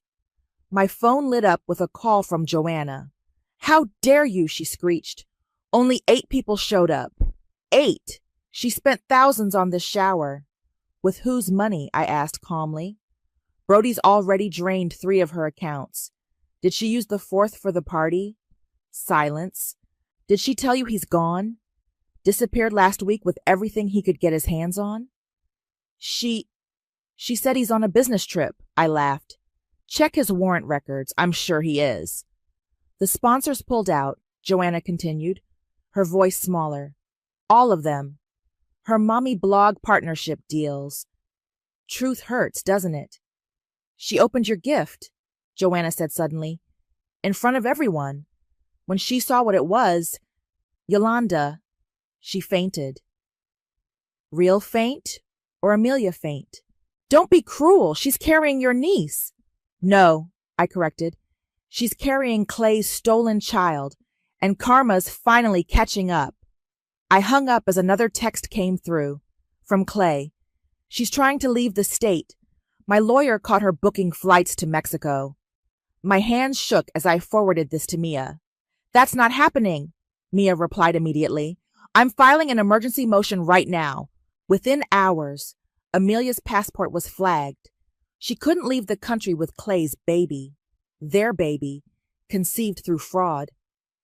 By evening, the shower drama had exploded online.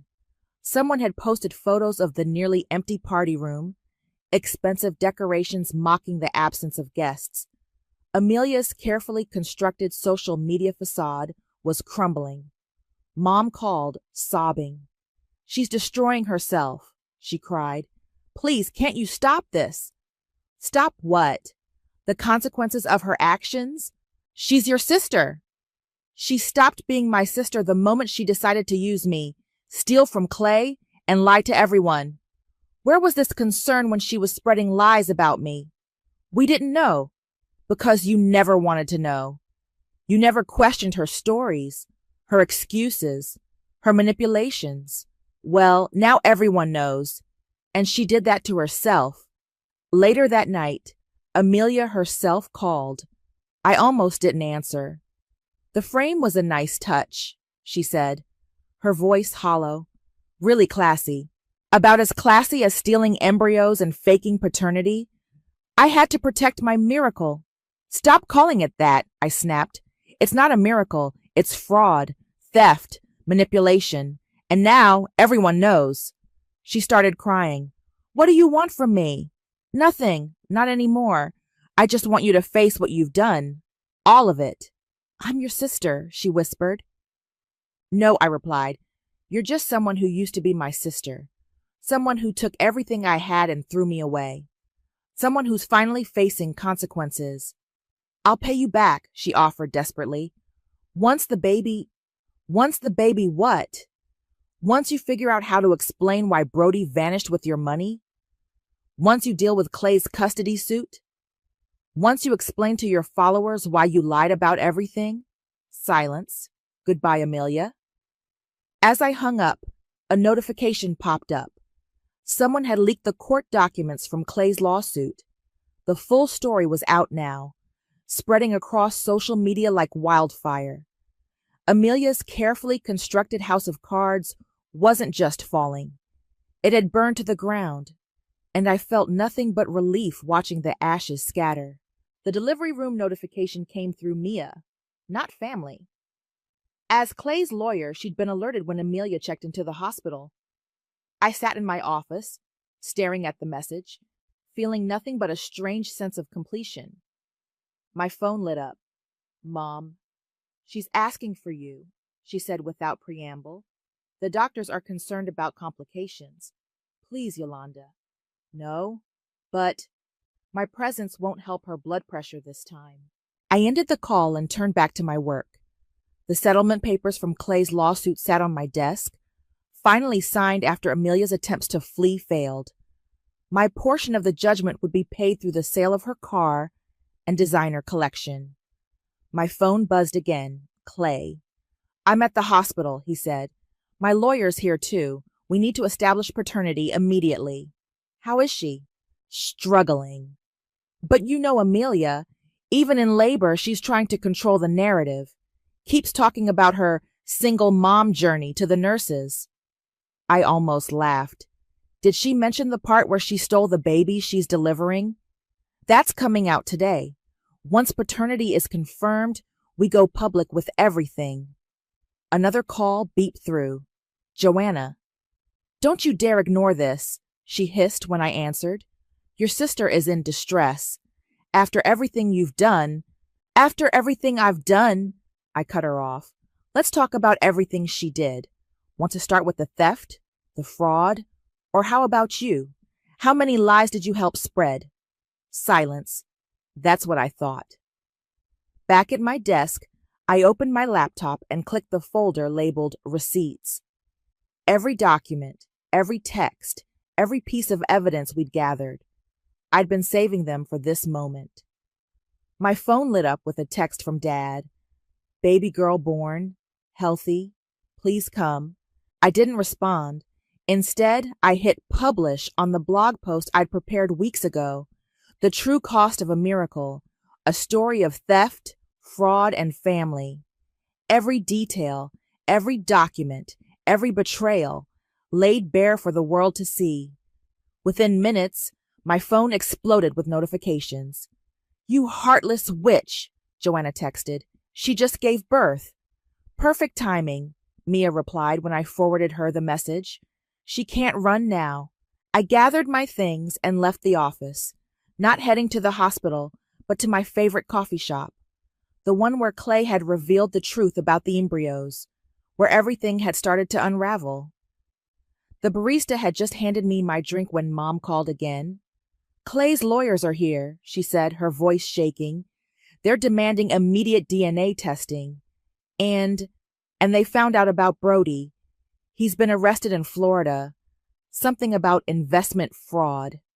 Karma, I said simply. The baby, she looks just like Clay. Amelia's hysterical. The doctors had to sedate her. I sipped my coffee. Not my problem anymore. When did you become so cold? When did you become so blind? I countered. She stole a baby, Mom. Through fraud. After stealing my money and Clay's parents' retirement. This isn't about being cold. This is about justice. My phone pinged a news alert. Local stations were picking up the story. Fertility fraud scandal rocks local family. Perfect. Dad tried next. She named the baby after you. Middle name. Another manipulation, I replied. Tell her to enjoy it while she can. Clay's filing for full custody. The texts and calls kept coming. Family members choosing sides, friends expressing shock, strangers offering support. Through it all, I sat in that coffee shop, watching my sister's carefully constructed world collapse through the screen of my phone. Finally, one last message came through, from Amelia herself, likely through Mom's phone. I'm sorry for everything. Please come meet your niece. I typed back, she's not my niece. She's Clay's daughter, a child you stole, and now everyone knows it. I blocked the number and closed my laptop. Outside, the sun was setting on what felt like the final chapter of a very long story. My phone buzzed one last time. Mia. DNA results confirmed. Clay's filing emergency custody papers now. It's over. And it was. Not with a dramatic confrontation or tearful reconciliation, but with truth, justice, consequences. I walked out of the coffee shop into the cool evening air, feeling lighter than I had in months. Some people say blood is thicker than water, but justice? Justice is thicker than both. And sometimes the happiest endings aren't about forgiveness. They're about freedom. The first time I collapsed in front of my mother, she stepped over my body to answer a phone call about her book club. I was 16 then.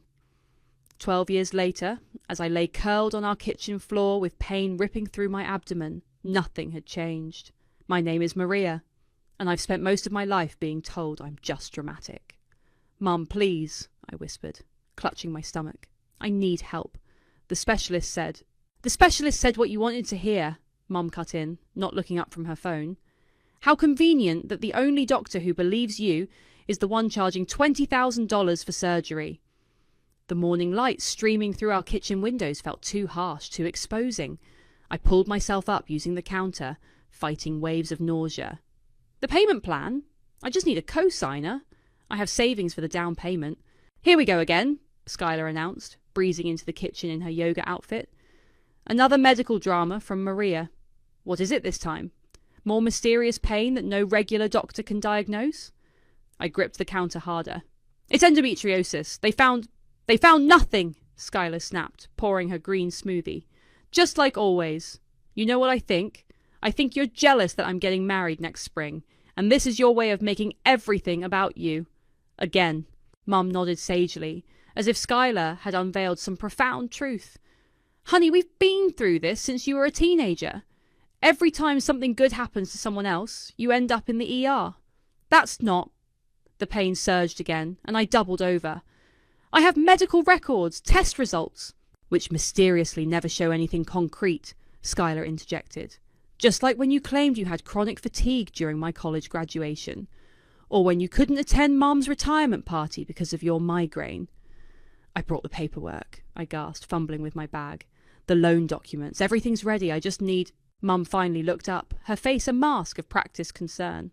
Maria, sweetie, do you know what co-signing would mean? We'd be responsible if you defaulted. And let's be honest, you can barely hold down a job with all your episodes. I haven't missed a day of work in 8 months, I protested. I've saved $12,000. I just need help with...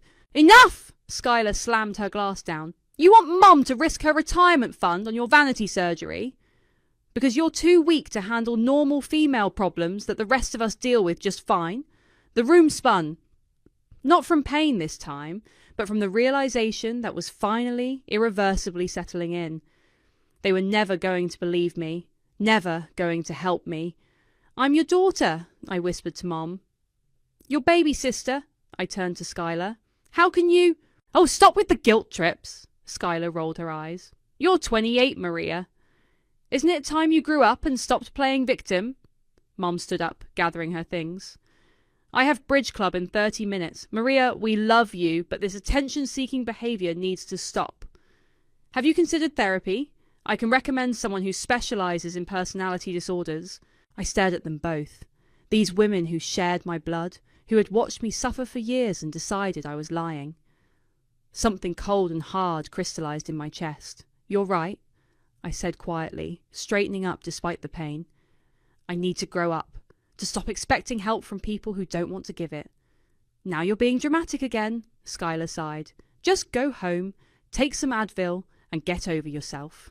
I walked out of that kitchen on legs that barely held me, made it to my car before the tears started. As I fumbled with my keys, another wave of pain hit, the worst one yet. I slid down against my car door, ending up on the concrete of our driveway. Through the kitchen window, I could see them continuing their mourning, as if I'd never been there. Mum was laughing at something on her phone. Skylar was taking a selfie with her smoothie. "I won't forget this," I whispered to myself, to them, to whatever force in the universe was witnessing this moment. "I won't forget, and someday neither will you." I didn't know it then, but that morning was the last time I'd ever asked them for help, the last time I'd let myself be small in their presence. As I finally managed to start my car and drive away, I felt something shift inside me, something that had nothing to do with physical pain. They wanted me to get over myself? Fine. I would get over the person they thought I was, the victim they'd made me into, and I would become someone they'd regret underestimating. 3 months after my family refused to help, I found myself hunched over my laptop at 3 a.m, trying to breathe through another pain flare while answering emails for strangers. Virtual assistant work wasn't glamorous, but it paid the bills and let me work from bed when standing became impossible. "You're still online?" A message popped up from Douglas, another VA I'd met in a freelancer group. "It's late in your time zone." "Can't sleep anyway," I typed back. "Might as well make money." "Pain night? When isn't it?" A pause then. "Have you considered joining some of the chronic illness support groups I mentioned? The ones that help my sister?" I had, actually. I'd spent hours scrolling through their posts, reading stories that mirrored my own. Women dismissed by doctors, abandoned by family, fighting battles in their own bodies while the world told them it was all in their heads. My phone buzzed. Mom calling. I declined it, just like I had the last dozen times. The text that followed made my chest tight. "Skylar's bridal shower next weekend. Don't embarrass us by being sick again." I blocked her number. "Maria?" Douglas was still waiting online. "You there? Sorry, family stuff. Tell me more about those groups." Over the next hour, Douglas shared links and resources, but it was one particular comment that caught my attention. These people pay hundreds for coaches who understand their struggles, who've lived it. The next morning I called my bank. I'd like to check my surgery savings balance.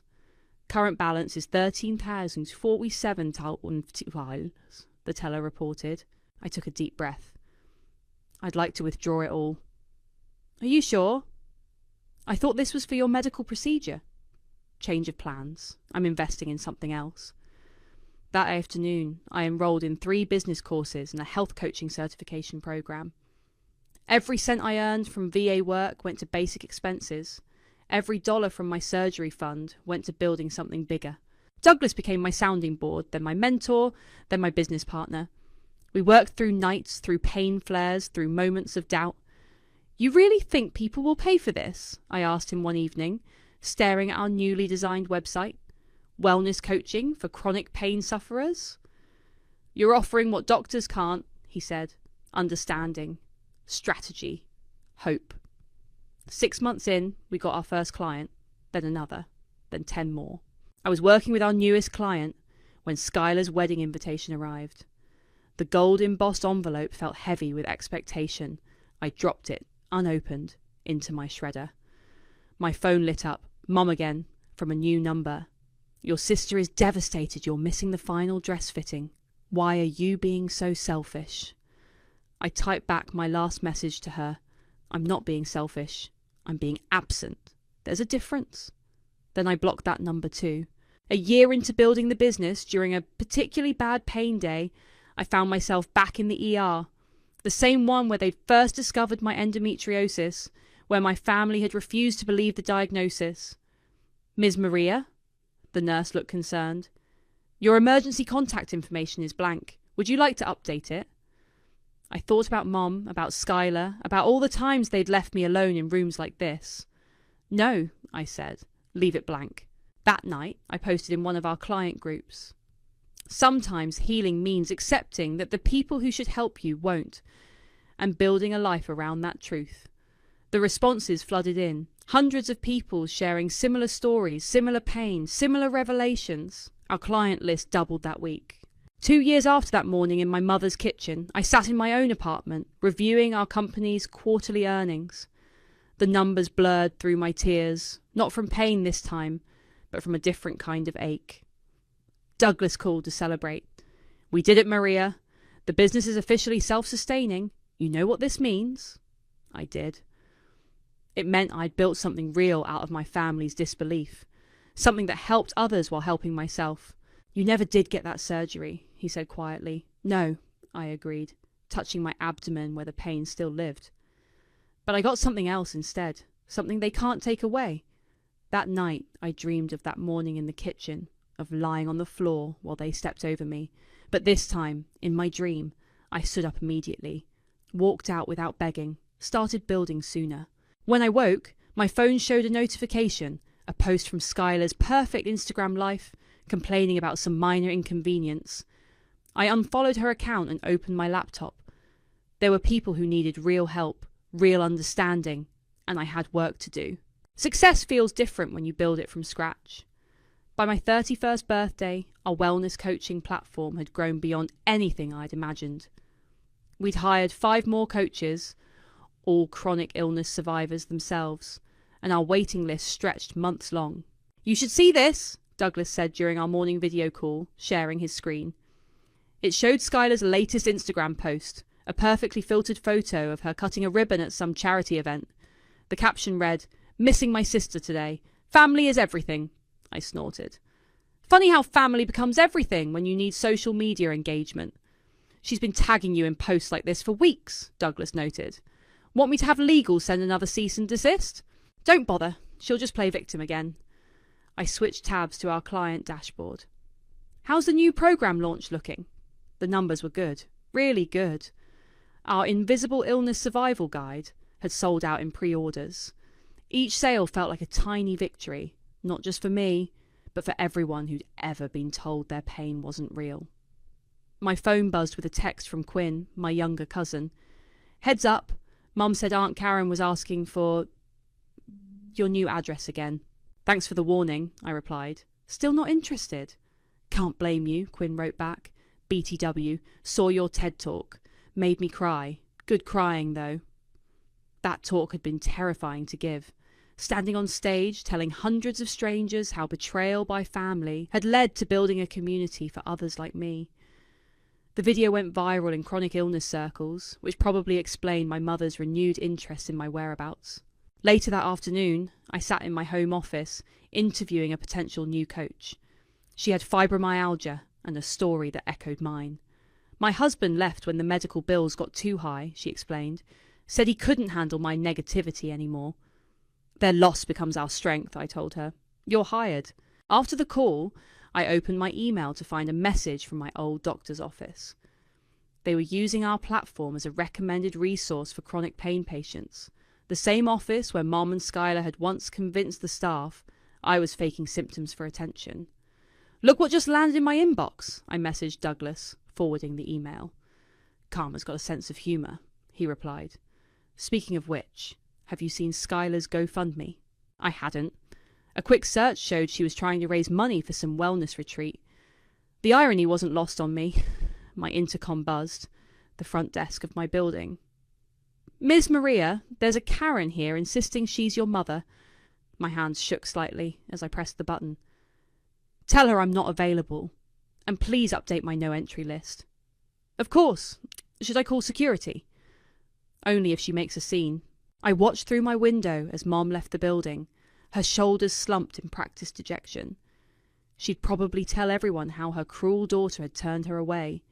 She'd conveniently forget the times she'd turned me away when I was actually dying. My phone lit up with a notification, a review on our app. This program saved my life when my own family wouldn't believe I was sick. Thank you, Maria, for building this community. I screenshot it and sent it to Douglas. This is why we do it. Speaking of doing things, he responded, the publisher called again. They really want that book. The book. I'd been avoiding it, knowing how much it would hurt to write. But maybe it was time. I opened a new document and typed, Chapter 1. They said I just wanted attention. The words flowed easier than I expected. 4 hours later, my phone buzzed with another text from Quinn. You might want to check Mum's Facebook. Skylar's having some kind of meltdown. Sure enough, my sister had posted a lengthy rant about ungrateful siblings and the importance of family forgiveness. The comments were full of sympathetic responses from people who didn't know the truth. I closed Facebook and returned to my manuscript. Let them have their narrative. I was writing my own. That evening, as I prepared for bed, a familiar pain gripped my abdomen. The endometriosis was still there, still untreated, but I'd learned to build a life around it, to use it as fuel rather than let it consume me. My phone showed one last notification, a voicemail from Mum. I hovered over the delete button but decided to listen. Maria! Her voice cracked with what sounded like genuine tears. Something's happened. Please call me back. Please. It's about Skylar. I set the phone down without returning the call. Whatever crisis they were manufacturing now, it wasn't my problem. I'd learnt the hard way that sometimes the greatest act of self-care is simply walking away. Besides, I had a chapter to finish. The voicemails kept coming, each one more desperate than the last. By the fourth message, Mum's voice had lost its usual manipulative polish, replaced by raw panic. Maria, please. She's in the ICU. The doctors say... A sob broke her words. They say she might not walk again without special therapy. Please call me back. I sat in my home office, finger hovering over the callback button, when Douglas's face appeared on my computer screen for our scheduled meeting. You look rattled, he said immediately. What happened? Skylar was in a car accident, spinal injury. The words felt strange in my mouth. They say she might be paralysed. Are you okay? I laughed, but it came out hollow. Shouldn't you be asking if she's okay? I'm asking if you're okay. Before I could answer, my email pinged. Mum had sent a detailed message about Skylar's condition, complete with scanned medical records, the kind of proof they'd never believed when it was my health in question. The experimental therapy program cost $67,000, I read aloud to Douglas. Insurance won't cover it. Mum's asking me to help. What are you thinking? I'm thinking about lying on their kitchen floor, begging for help with my surgery. My voice stayed steady. I'm thinking about how they said I was faking it. My phone lit up, Quinn calling. I put him on speaker. It's bad, Maria, he said without preamble. Aunt Karen's losing it. Skylar's insurance lapsed last month because she forgot to pay the premium. She was too busy with her influencer stuff to notice. How convenient that they suddenly believe in expensive medical treatments, I muttered.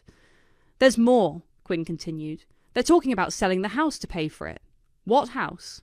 Your house. The one you bought last year. They think you'll sell it to help Skylar. The audacity struck me like a physical blow. They think I'll sell my house? The one I bought with my own money? Aunt Karen says family helps family. I ended the call and opened Mum's email again. There it was, buried in the middle of her desperate plea. We know you've done well with your little internet business. The house you bought would cover Skylar's treatment. It's the least you could do after everything we've done for you. Everything they've done for me, I repeated to Douglas, who was still watching concernedly from my screen. Like dismissing my pain for 15 years? Like refusing to co-sign a loan that could have changed my life? Maria. No. I stood up pacing. You know what the difference is? I actually had the money for my surgery. I chose to build this business instead. Skylar chose to let her insurance lapse while posting luxury vacation photos. My phone buzzed again. Skylar this time, calling from the hospital. Against my better judgment, I answered. How dare you ignore Mum's calls? She slurred, likely on pain medication. I'm lying here paralysed and you're what? Too busy with your stupid chronic pain clients? Hello to you too, Skylar. Don't be cute. Mom says you have the money. You have to help me. Like you helped me. That was different. Her voice rose hysterically. Your thing wasn't real. This is real. I might never walk again. I felt something cold settle in my chest. My thing wasn't real. Funny how you're suddenly an expert on medical conditions. Maria, please. Mom's voice cut in. She must have taken the phone. Whatever issues we had in the past, this is your sister's life we're talking about. It was my life we were talking about back then too. Silence on their end. Then Mom, softer. We'll lose everything trying to help her. Is that what you want? No, I said quietly. That's not what I want, but I'm not selling my house. Then you're killing your sister. Skylar had the phone again, screaming now. Her blood will be on your hands. I ended the call and turned to Douglas's concerned face on my screen. They really think I'll cave, I said, more to myself than him. They really think they can guilt me into this. What are you going to do? I sat back down, opened my company's financial records. Our success stared back at me in clean, irrefutable numbers. Numbers that could easily save Skylar. Nothing, I said finally. I'm going to do absolutely nothing. Are you sure? I thought about all the nights I'd suffered alone, all the times they'd dismissed me, all the years of gaslighting and doubt. Yes, I said. Let them learn what it feels like to beg for help and be denied. Let them understand exactly what they did to me. As if on cue, another email from Mum arrived. We're family. You have to help. I clicked delete without reading further.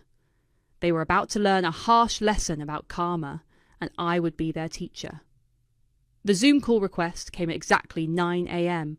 Mum's name flashed on my screen, along with Skylar's. I accepted it, steeling myself for what was coming. Maria! Mum's face appeared, makeup perfect despite the obvious strain. We need to discuss the house.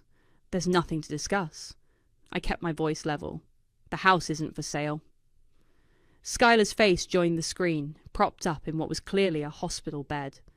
You heartless bitch. Do you know what they're saying about my prognosis? Actually, I do. I read the medical files you sent. Unlike when I was sick, you provided actual documentation. This is different. Skylar tried to sit up, wincing. I could be stuck in this chair forever. And I could have avoided years of organ damage if I'd gotten treatment sooner. I smiled thinly. Funny how life works out. Mum leaned closer to her camera. Maria, honey, I know we had our disagreements about your condition, but this is Skylar we're talking about. Your sister needs specialised therapy. Like I needed surgery.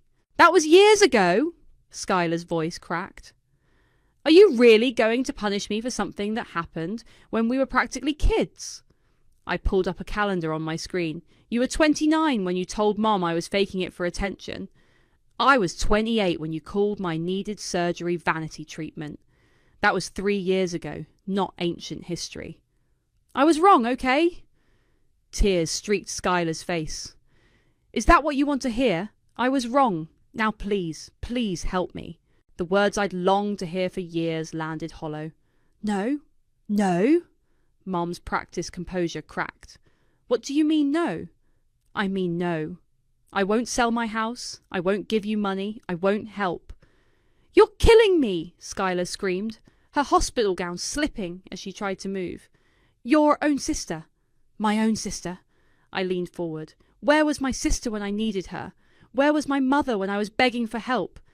We didn't understand then, Mom pleaded. We do now. Please, Maria. No, you understand now because it's happening to your favourite daughter. The truth felt clean, sharp. You understand because now you're the ones in pain. A nurse appeared briefly in Skylar's frame, adjusting something. Mum used the interruption to switch tactics. What about the neighbours? What will people think when they hear you refuse to help your own sister? They'll think exactly what you taught them to think about me all those years, that I'm selfish, dramatic, attention-seeking. I shrugged. You created this narrative. Live with it. I'll tell everyone, Skylar threatened, her face red. I'll post about how you abandoned me, how you're letting me suffer. Go ahead. Unlike you, I don't live for social media approval. Mum's face hardened. Your father would be ashamed. Dad left when I was 12. You don't get to use him as emotional leverage. We're your family, Mum's voice rose. Your only family. No, I said quietly. You're just people I'm related to. There's a difference. Skylar started sobbing, loud, theatrical wails that used to make me cave. I'm going to be trapped in this chair, and it's your fault. Like my chronic pain was my fault. I kept my voice steady. Like my emergency room visits were my fault. Like my need for surgery was my fault. That's not fair, I finished. You're right. It's not fair. Just like it wasn't fair when you convinced Mom I was lying, when you made me believe I was crazy, when you left me alone with my pain because it was inconvenient for you. A notification popped up on my screen, another email from Mom's lawyer about the house. I deleted it without reading. The house is not for sale, I repeated. Not now, not ever, and this conversation is over. Maria, wait, Mom started. I ended the call. My phone immediately lit up with text messages. You evil, heartless monster, Skylar. After everything we've done for you, Mum, you'll regret this. Skylar again, I blocked both numbers. Douglas called moments later. How did it go? Exactly as expected. They demanded, threatened, guilt-tripped, and cried, in that order. And you're okay? I thought about Skylar's tears, Mum's manipulation, the familiar weight of their expectations. I'm better than okay. I'm free. They'll try again, he warned. Let them. The answer won't change. After we hung up, I opened my laptop and began typing. Dear valued clients, today's wellness session will focus on setting boundaries with toxic family members. The responses flooded in immediately. People sharing similar stories, seeking advice, finding strength in each other. This was my real family now, people who understood pain, who valued truth over appearance. Let Skylar and Mom spin whatever story they wanted. I had built something stronger than their lies. Quinn's call came at midnight. You need to get on a video call with me right now. There's something you have to hear. What's wrong? Just trust me. I'm sending you a link. When the video connected, Quinn wasn't alone. Judah, Skylar's ex-boyfriend from 2 years ago, sat beside him, looking uncomfortable. Tell her what you told me, Quinn urged. Judah cleared his throat. Look, I wouldn't normally get involved, but after seeing Skylar's GoFundMe campaign, I can't stay quiet anymore. What GoFundMe campaign? Quinn shared his screen. There it was. Help save my life. Abandoned by sister. Skylar's campaign had already raised $12,000. That's not why I called, Judah interrupted. Maria, do you remember when you were trying to get that surgery? When your family wouldn't help? My stomach tightened. Yes, Skylar did something. Something really messed up. He glanced at Quinn, who nodded encouragingly. She altered your medical records before showing them to your mum. The world seemed to tilt. What? She had access to your patient portal. You'd given her the password during that bad flare-up when you needed help managing appointments. She deleted test results, changed dates, made it look like doctors had found nothing wrong. My hands started shaking. How do you know this? She told me herself. We were fighting about her lying on social media, and she got defensive. Said something like, you think this is bad? I once edited my sister's medical records to convince my mum she was faking. Judah looked down. She was proud of it. I have proof, Quinn added, sharing his screen again. Text messages appeared. Conversations between him and Skylar from years ago. Skylar. Just deleted more of Maria's evidence. Mum already thinks she's faking. I'm just helping her see the truth. Quinn. That's seriously messed up, Skylar. She's always been the family burden. I'm doing everyone a favour. The timestamps matched exactly when I'd been begging for help with my surgery. I saved everything, Quinn said quietly. I should have told you sooner, but Skylar would have denied it, I finished. Like she denied everything else. My phone buzzed. Another donation alert for Skylar's campaign. The description read, my successful sister refuses to help me walk again. Please share my story. I want to talk to her, I said suddenly. Both of them. Now.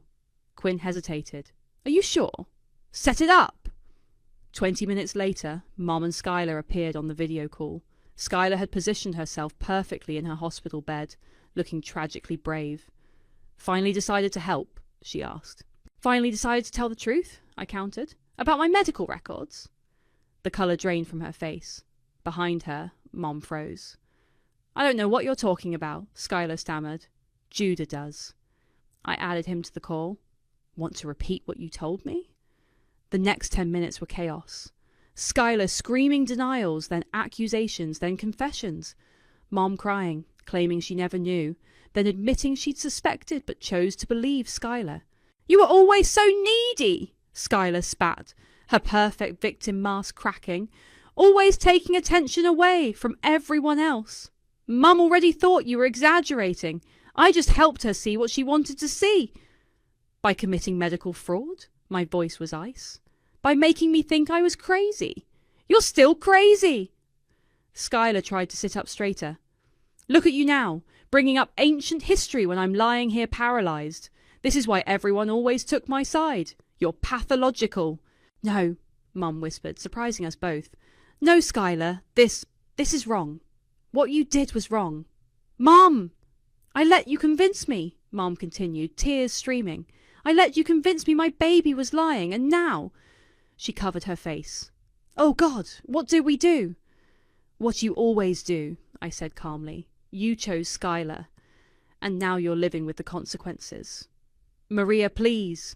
Mom reached toward her camera. Now that I know the truth doesn't change anything. It just confirms what I already knew. I looked directly at Skylar.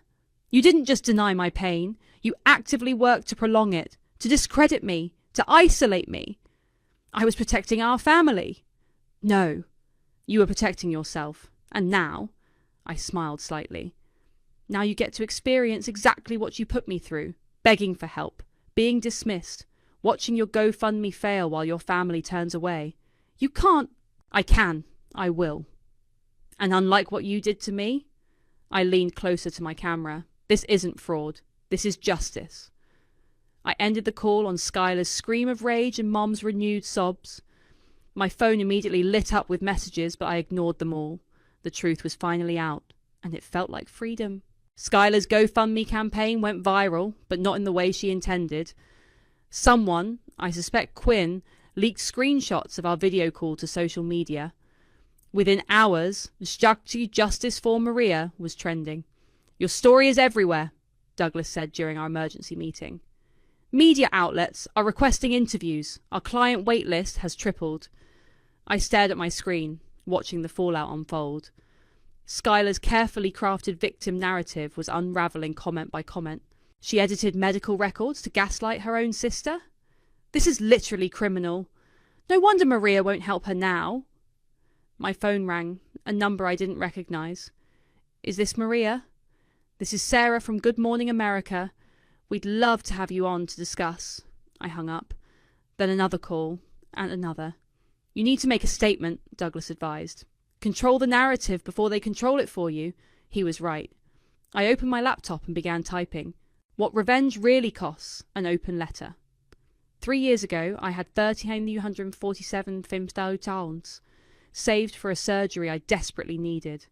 When my family refused to help, I made a choice. Instead of treating my condition, I used that money to build a company that helps others like me, people whose pain has been dismissed, whose struggles have been minimised, whose families have failed them. Today, that same family demands I sell my home to fund experimental therapy for my sister. They call me cruel for refusing. They don't mention how they dismissed my illness for years. They certainly don't mention how my sister deliberately altered my medical records to convince our mother I was faking. You want to know where the money went? It went into building something bigger than my pain. Something that helps thousands of people now. Something my family can't touch, can't dismiss, can't edit away. I didn't get my surgery. I still live with chronic pain. But I built an empire from the ashes of what my family destroyed. And no, I won't burn it down to save the people who lit the first match. I hit publish and waited. The response was immediate. My post spread faster than Skylar's GoFundMe ever had. Chronic illness communities rallied. Former clients shared their stories. Chronic pain is real started trending alongside my name. Then came Skylar's response, a tearful video from her hospital bed. My sister is using my tragedy to promote her business. She's twisting everything to make herself the victim. I made mistakes, but the comments shut her down. You committed medical fraud. You gaslit your sister for years. Karma is real. Mum tried damage control, giving an interview to a local news station. We were misled about Maria's condition. We want to make amends. I posted a single response. Amends are for people who make mistakes. You made choices. Live with them. Douglas called again. The publisher wants to move up the book release. They're offering double the advance. Tell them yes. And the speaking tour. Book it. My phone buzzed with a text from Quinn. Skylar's GoFundMe is tanking. People are requesting refunds. I opened the campaign page. The comments section had become a battlefield. Requesting refund can't support someone who edited medical records. Donating to Maria's Chronic Pain Foundation instead. Karma comes for everyone eventually. Then came the email from Mum's lawyer, no longer demanding the house, but begging for a meeting to discuss terms. I deleted it. Skylar posted again, this time dropping the Victim Act for raw fury. You're enjoying this, aren't you? Watching me suffer while you play saviour to strangers? I replied publicly. I used the money you denied me to build the life you now want to take from me. That's not enjoyment, that's justice. The quote went viral within hours. Douglas messaged, CNN wants to do a feature on medical gaslighting and family trauma. Interested? Set it up. My phone lit up with another text from Quinn. Mum's having a breakdown. Skylar's therapy centre is demanding payment up front now that the GoFundMe failed. I didn't respond. Instead, I opened my company's website and published a new blog post announcing the Chronic Pain Justice Fund, providing therapy grants to verified victims of medical gaslighting. Within minutes, donations poured in. Each one felt like another brick in the wall between me and my family's manipulation. The final blow came from an unexpected source, my father, breaking 15 years of silence with a single email. I saw the news. I should have believed you back then. I'm sorry I didn't. Too little, too late. I closed my laptop and stood at my office window, watching the sunset.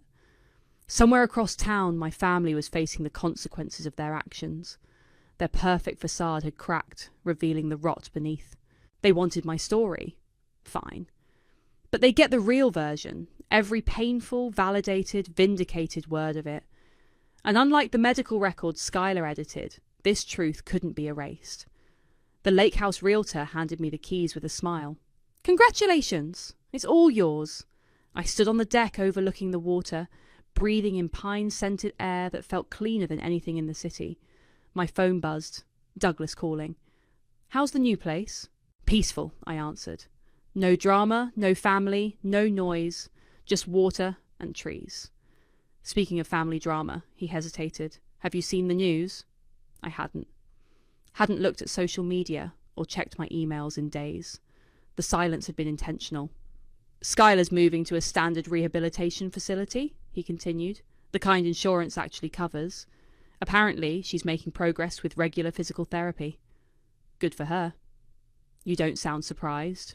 Because I'm not, I said, watching a boat drift by. She never needed experimental treatment. She needed attention. My phone dinged with a message from Quinn.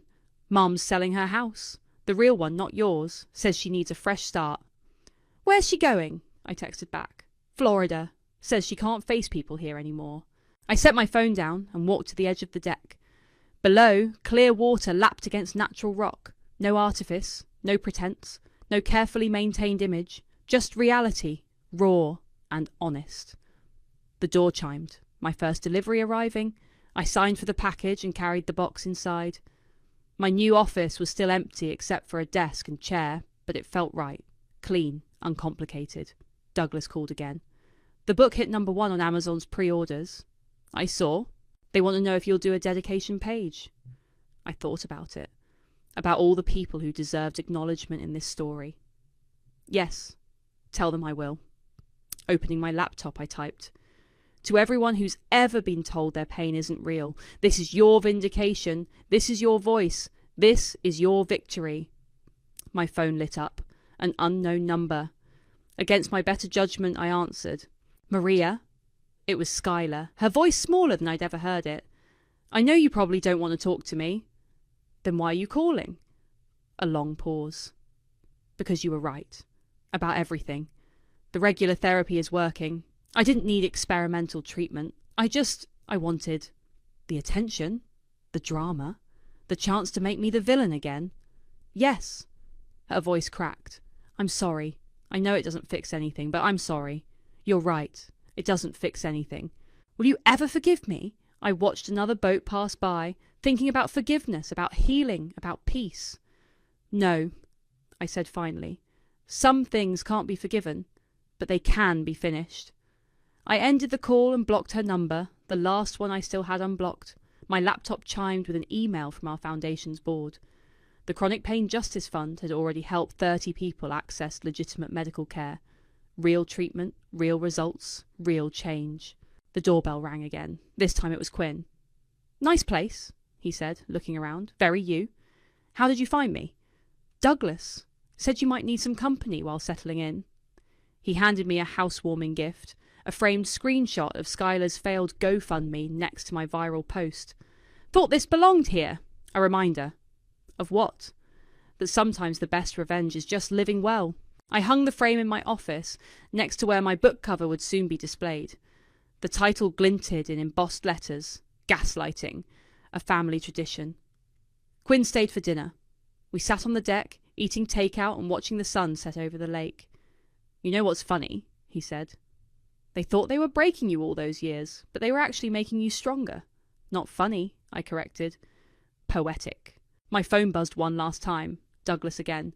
CNN piece just aired. You're trending. Again. I turned the phone off without responding and looked out over the water.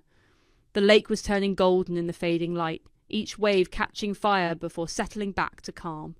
You seem different, Quinn observed. Lighter. I am. I smiled, feeling the truth of it in my bones. I'm free. The pain in my abdomen twinged, a familiar reminder of battles fought and survived. But here, in this place I'd built from the ashes of betrayal, it felt less like a burden and more like a battle scar. I'd lost a family, but found my power. Lost their love, but gained something stronger, self-respect. The kind that comes from standing your ground, from refusing to bend, from building something beautiful out of something broken. The lake stretched out before me, endless and open, like possibilities, like future, like peace. This was my victory. Not loud or violent, but quiet and complete. And it was enough.